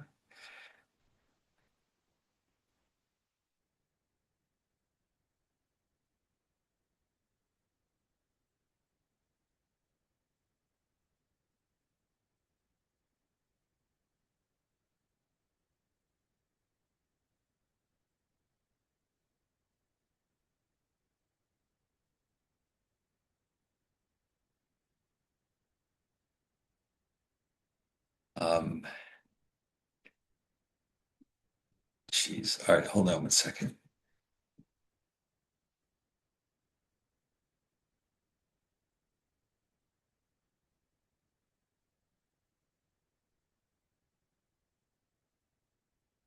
I might have to call up Fordham's IT department and see what they say.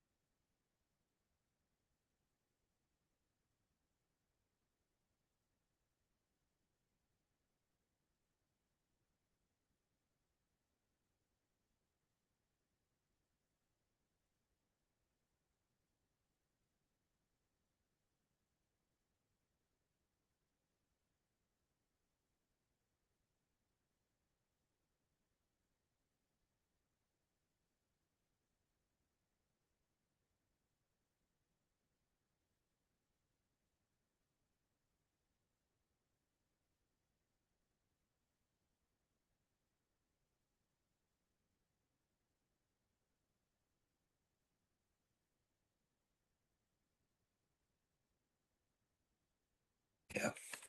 All right. This is ridiculous. This is how technology is. It's just always going to let us down at the worst possible time. I'm going to say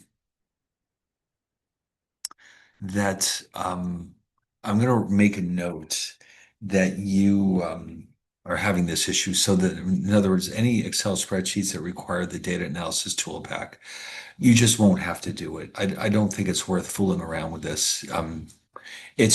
I mean, if we're in the middle of the school year, you can maybe take it over to the IT department or something, or it's not worth fighting about this with the computer. I think we should just acknowledge that it won't work for you and let it go with that. But if you need it in the future class, then you'll have to go and take it to IT or something because what I'm reading here is so convoluted and incomprehensible that it means nothing to me. I don't have the slightest idea what they're talking about.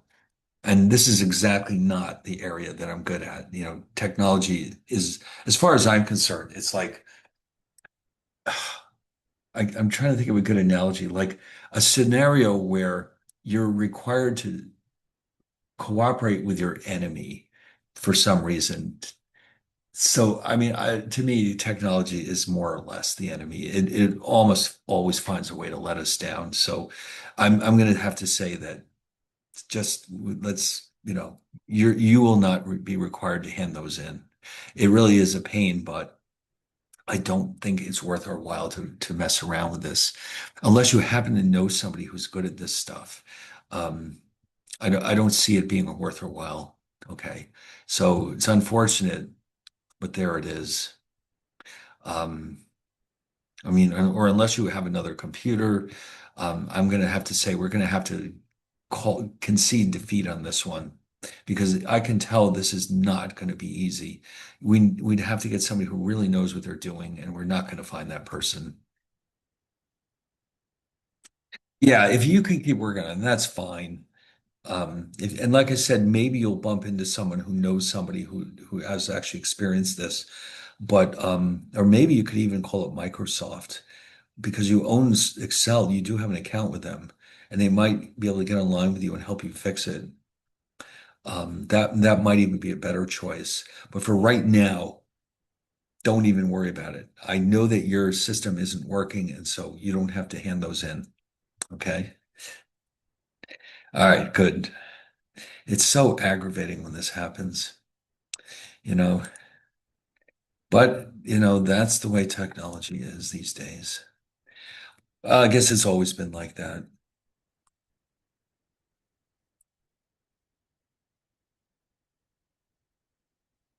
Can't get out of the chat. Oh, there it goes. All right. So what was next? Now, I believe that was the end of remember I did say there's three different cases that we'll start with, three very similar cases. The fourth case is a little bit different. So let's see if they've got a list up here. Yeah, this very last part.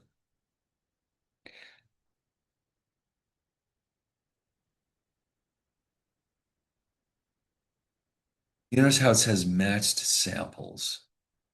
Up to this point, every case that we considered, we were assuming that the two populations were independent of each other. Here we're going to see what happens when that's not the case. Okay. So let me give you an example of this. And this is sometimes called the matched pairs example. So imagine the following situation. We've got, instead of, let's say, the average age at two different department stores, instead we have something like this. Suppose that a pharmaceutical company is testing a new drug that will supposedly help people reduce their cholesterol.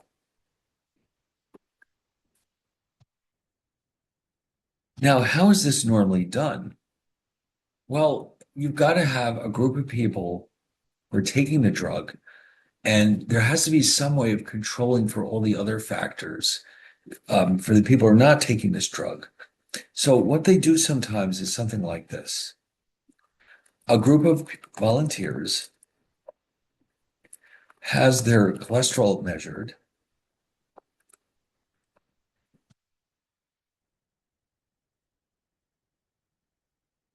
Fine. They walk in the door, take the test, write down, they figure out what their their cholesterol is. And then the people in the group are then given the new drug,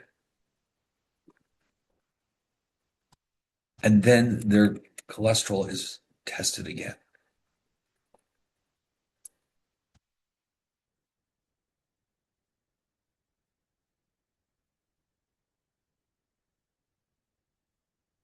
All right. So, for example, here's John.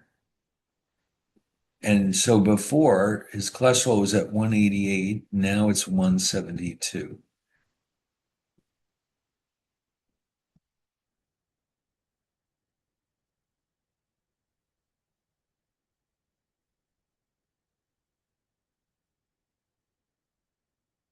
And then here's Susan, and the numbers are 202 and 198. Okay. And so you have all these people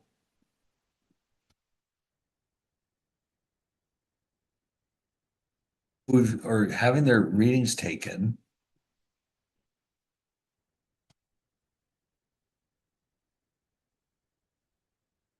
or an after. So we could think of these as samples, like before, samples from the two different department stores or the two different branches of the bank. What's different now, though, is that these numbers refer to the same person. And so they're not independent of each other. They're not two independent samples like we had before. So, what do we do in this case? Rather than treating them as independent samples, we create another sample of the differences. Oh God, I should have left more room in there. Hold on.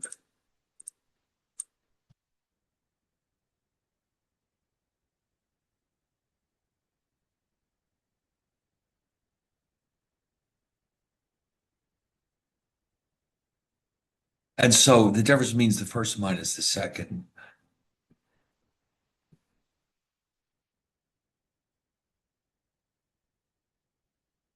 And we treat this as a single sample. So in other words, these numbers are not really that important. What matters is the differences.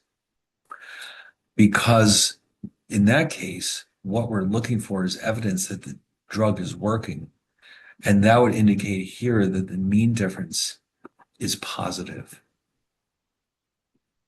So what we're effectively doing is not even using a two sample test, but a one sample test, which consists of the differences. Okay. So that's where this is heading. And these are known, as I said before, because they're related to each other as matched pairs. Now, interestingly enough, this is actually going to simplify everything. The test statistic will be surprisingly simple, as will the critical values and the way we go about our tests. You might think this would make a bigger mess. In fact, it's the other way around, which is good news. Okay, but we just have to be careful how we approach this. Okay, so now we know where this is going. All right, so that's good.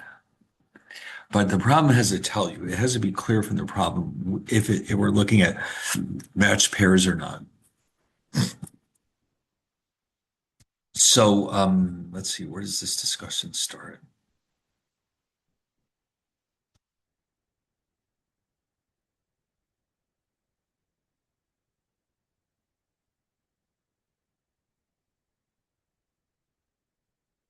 Oh, okay. So this is their first example, and you can see what's happening here is that we're trying out two different production methods. We've got six workers who are producing some product or other, and let's say they're building,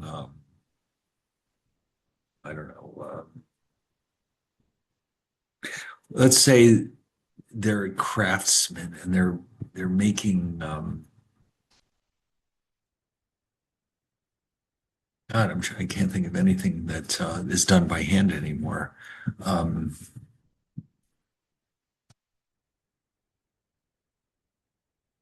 they're building for sale to the public, of course. Um,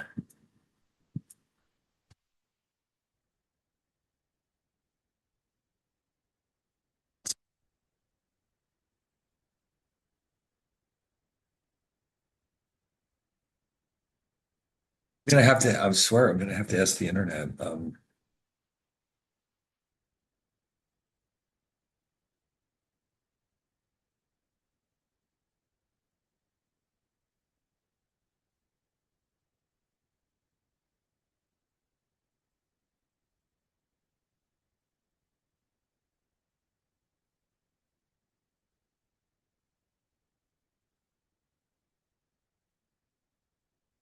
How about this? They're by hand. They're building violins. That I'm sure they're still those are still being done largely by hand.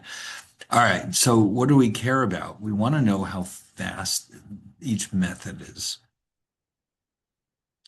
So we've got the same six people. This is the key to the whole thing. Are building this violin with method one, and then they're coming back and rebuild and building more violins with method two. And we want to know if the new method is faster. Okay. If it is, then the mean differences will actually be positive. Like you can see in the first row, worker one, um, 6 minutes for the older approach, 5.4 for the new. The difference is zero point 0.6. That means it's faster. So again, just like I mentioned before, we're not really that interested in these numbers. All we really care about is the differences. So the only quirky thing is that the positive difference actually means that the process is faster, and the negative means it's slower. So we want to find out if the new process is faster, which amounts to the same thing as saying, are these differences on average equal to zero or not? If not, well, that means the new one is faster. Otherwise, they're not faster. So now they're going to introduce some new notation. You notice how it's mu with a little d, because what they're asking for is the mean of the differences. Okay. But still, having said that, Mu d itself is still mu1 minus mu2. But it's easier to write it like this to reinforce the idea that we're creating a single sample of differences. So let's write this down. And what you're seeing here, of course, is a two-tailed test. We could also just as easily have a right and a left-tailed test. So this is the one for the workers. Um, Now the test statistic is going to look a little terrifying. Bar minus mu d. God, what's going on here? So the little d's are there to remind us that this involves the sample of differences. This is the average difference.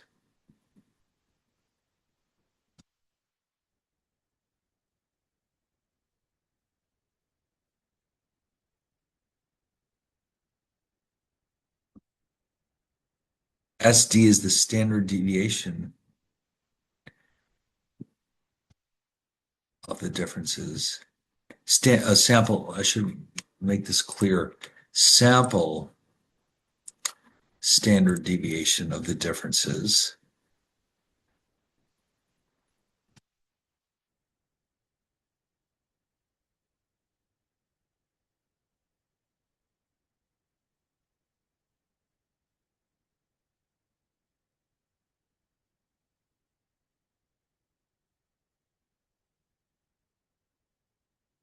And oh, of course, mu d is the mean difference.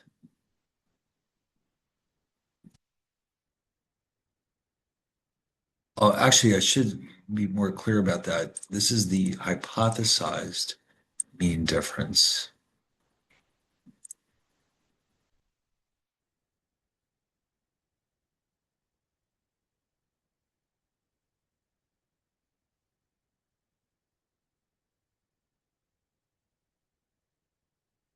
Which is the same thing as saying mu1 minus mu2. And of course, n is the sample size. And then the critical values, that part never changes. It'll depend on, oh, yeah, the degrees of freedom, surprisingly enough, is simple. So here we have two critical values because it's a two-tailed test. And luckily for us, we're back to having a relatively straightforward degrees of freedom, n minus one. What do you know? Oh, I like this. I like the look at that. Wow. Now, I'll tell you what, I'm going to show you a little trick. Okay. We don't want to, if we can avoid it, calculate the mean or the standard deviation of these differences, do we? We do not. So I'm going to show you a calculator secret that will make this unnecessary. And you'll be very happy to see it. All right. So these are my 6 differences. So what I'm about to show you, I'm really opening up some serious secrets in this calculator. There's actually, I just realized there's 2 important things I'm about to show you. What do we have? 0.6, negative 0.2, 0.5,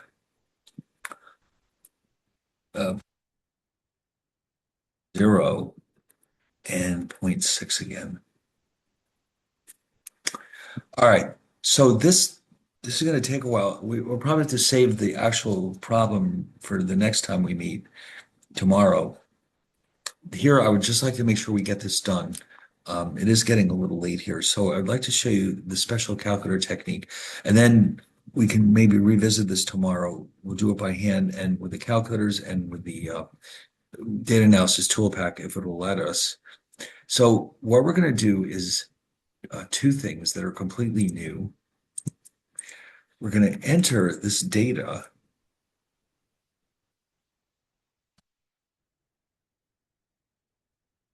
into what are called a list.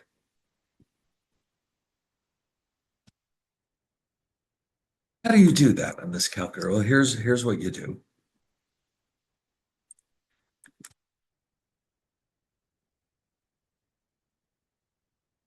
You're going to hit stat. And remember, I'm showing you some important, it's almost like I'm showing you a treasure map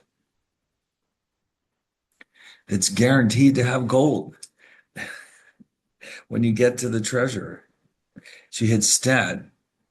Now, when you get there, you notice there's menus listed there. The default, the one that's already highlighted is edit. So this is what you actually want. Edit, edit. So you hit enter.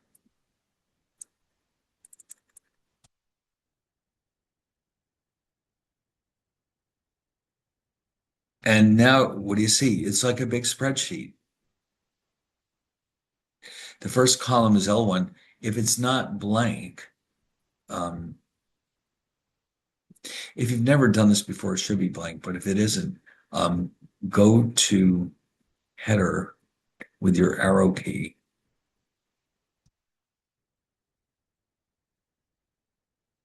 and then hit clear. There's a clear button over in the far right. That should erase the entire column. Then go to the first row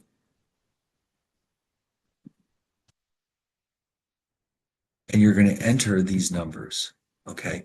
So it's just every time you do a new number, you have to go down with the arrow key. So enter or type the numbers.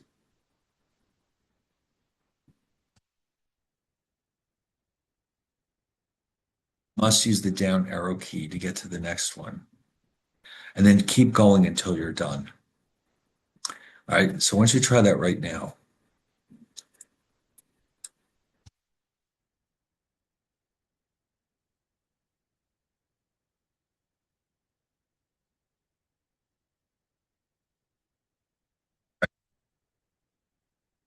I'll give you a minute to catch up.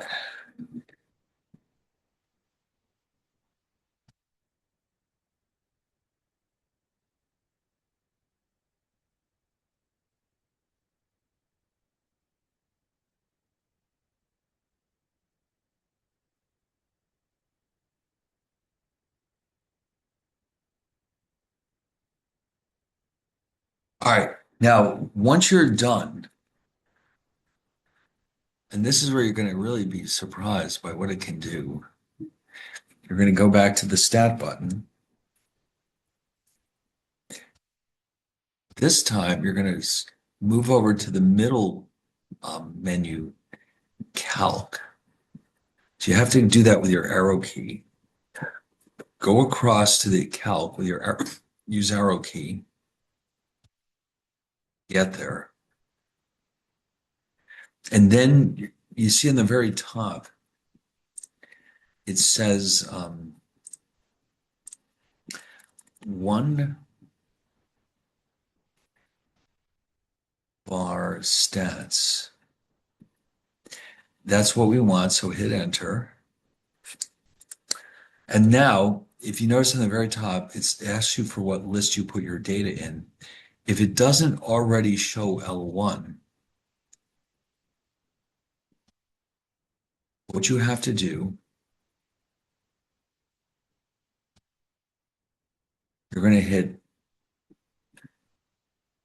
alpha, or not, I'm sorry, not alpha, second followed by the 1. Okay. You'll see it says L1. Then you can skip over the frequency list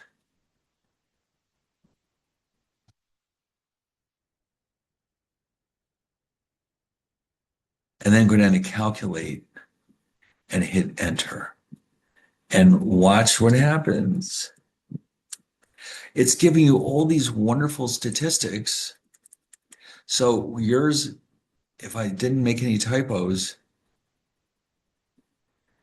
X bar is zero point 0.3, SX is 0.33466.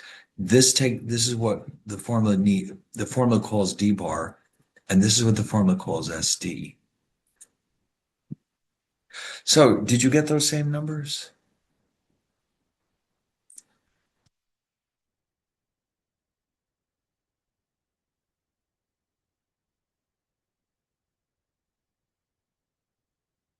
We'll do this again tomorrow. Don't worry, because I we this is very important.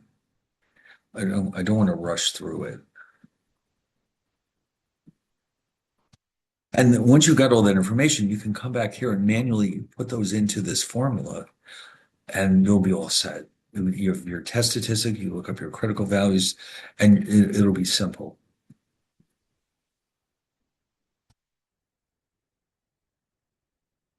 So, what do you think? Is that a treasure chest or what?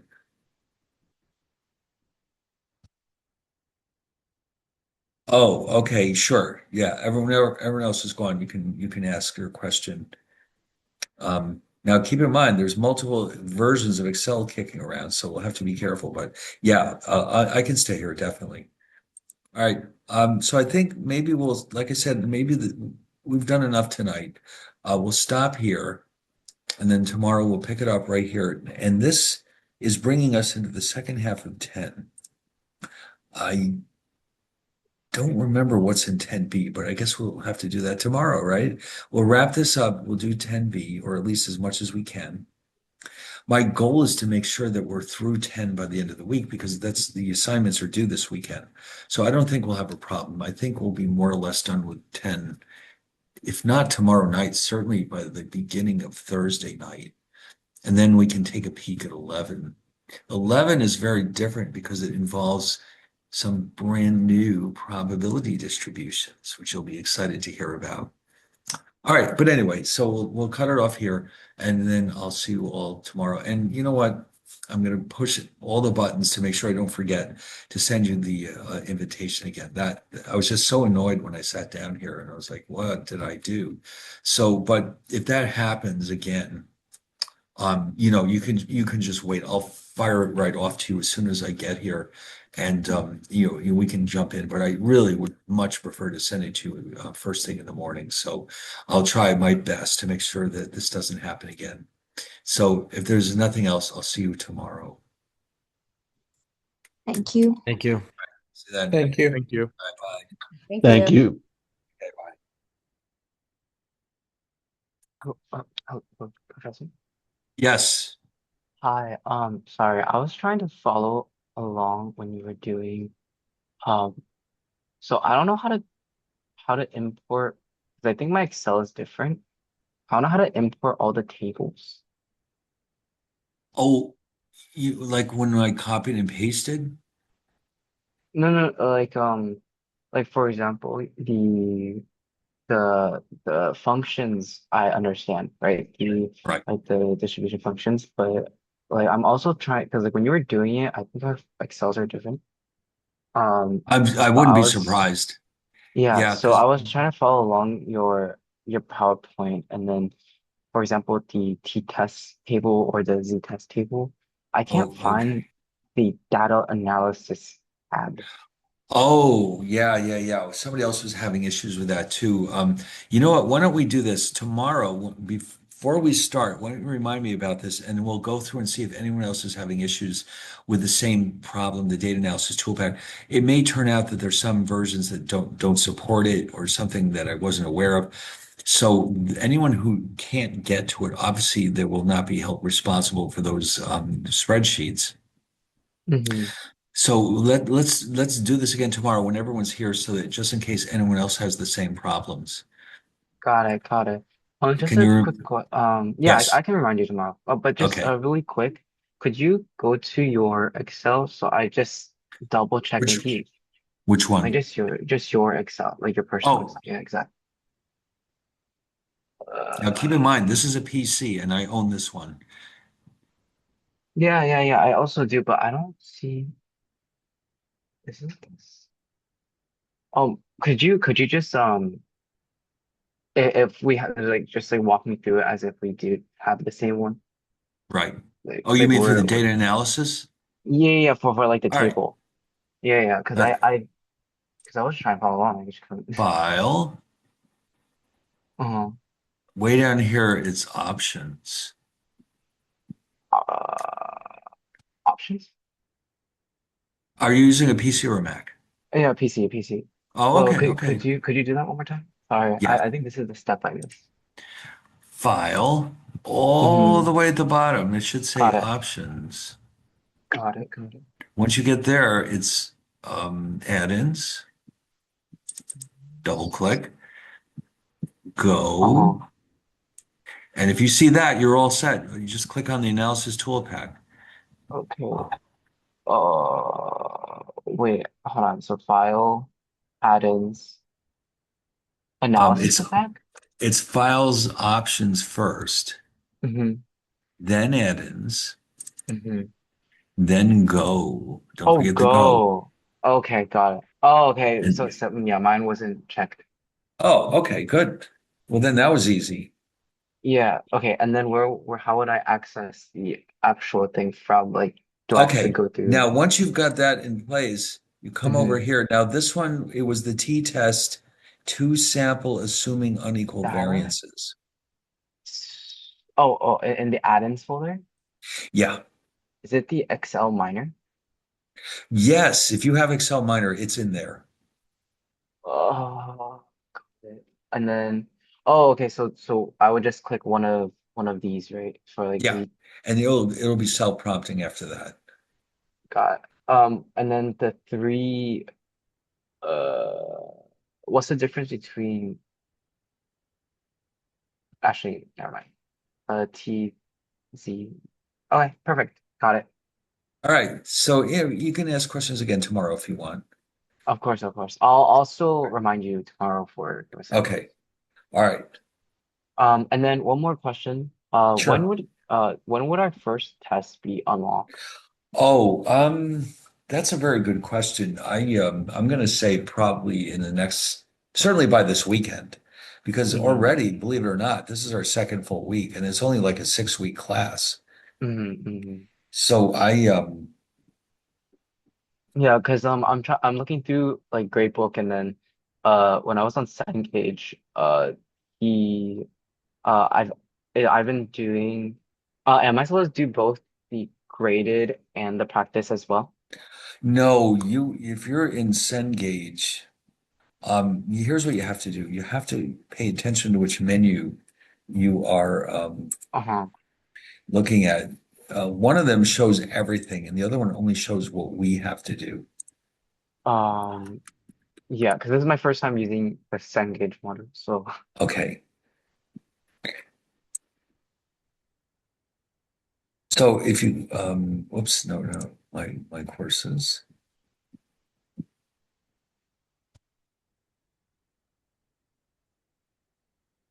So here's what I recommend you do. When you open this up, hmm instead of looking at the default menu, hmm this is the one right there. Oh, calendar. Got it. Okay. Yeah. And then there's only stuff here that you're supposed to do. That's Got it. literally. Now, as far as the exams go, Would they you're right. also show up here? They will when they're ready. I think what happened was they weren't completely finished. So that's why, Hmm but I'm for sure by this weekend they'll be done. Got it. Perfect. Yeah, because even in the grade book, because I remember emailing you about what is graded and what is not, and you said about like the Excel sheets. So I've Right. been trying to like Well, the um Excel is like a little extra on this side. Almost everything is coming from MindTap. The Excel is got it. just like a little extra on top of that, basically. Yeah. Got it. Yeah, because even on like the grade book on Blackboard, there's like so much. So I'm like trying to Oh, no, no, I was like don't. Yeah, no, just do these. got it. Perfect. Okay. Yeah, I'll complete the PowerPoint worksheets and I'll send them to you and then I'll continue with this. good. Got it. All right. Thank you so much. All right. Okay. All All right. right. Good Have a night. good rest of your day. All right. Bye.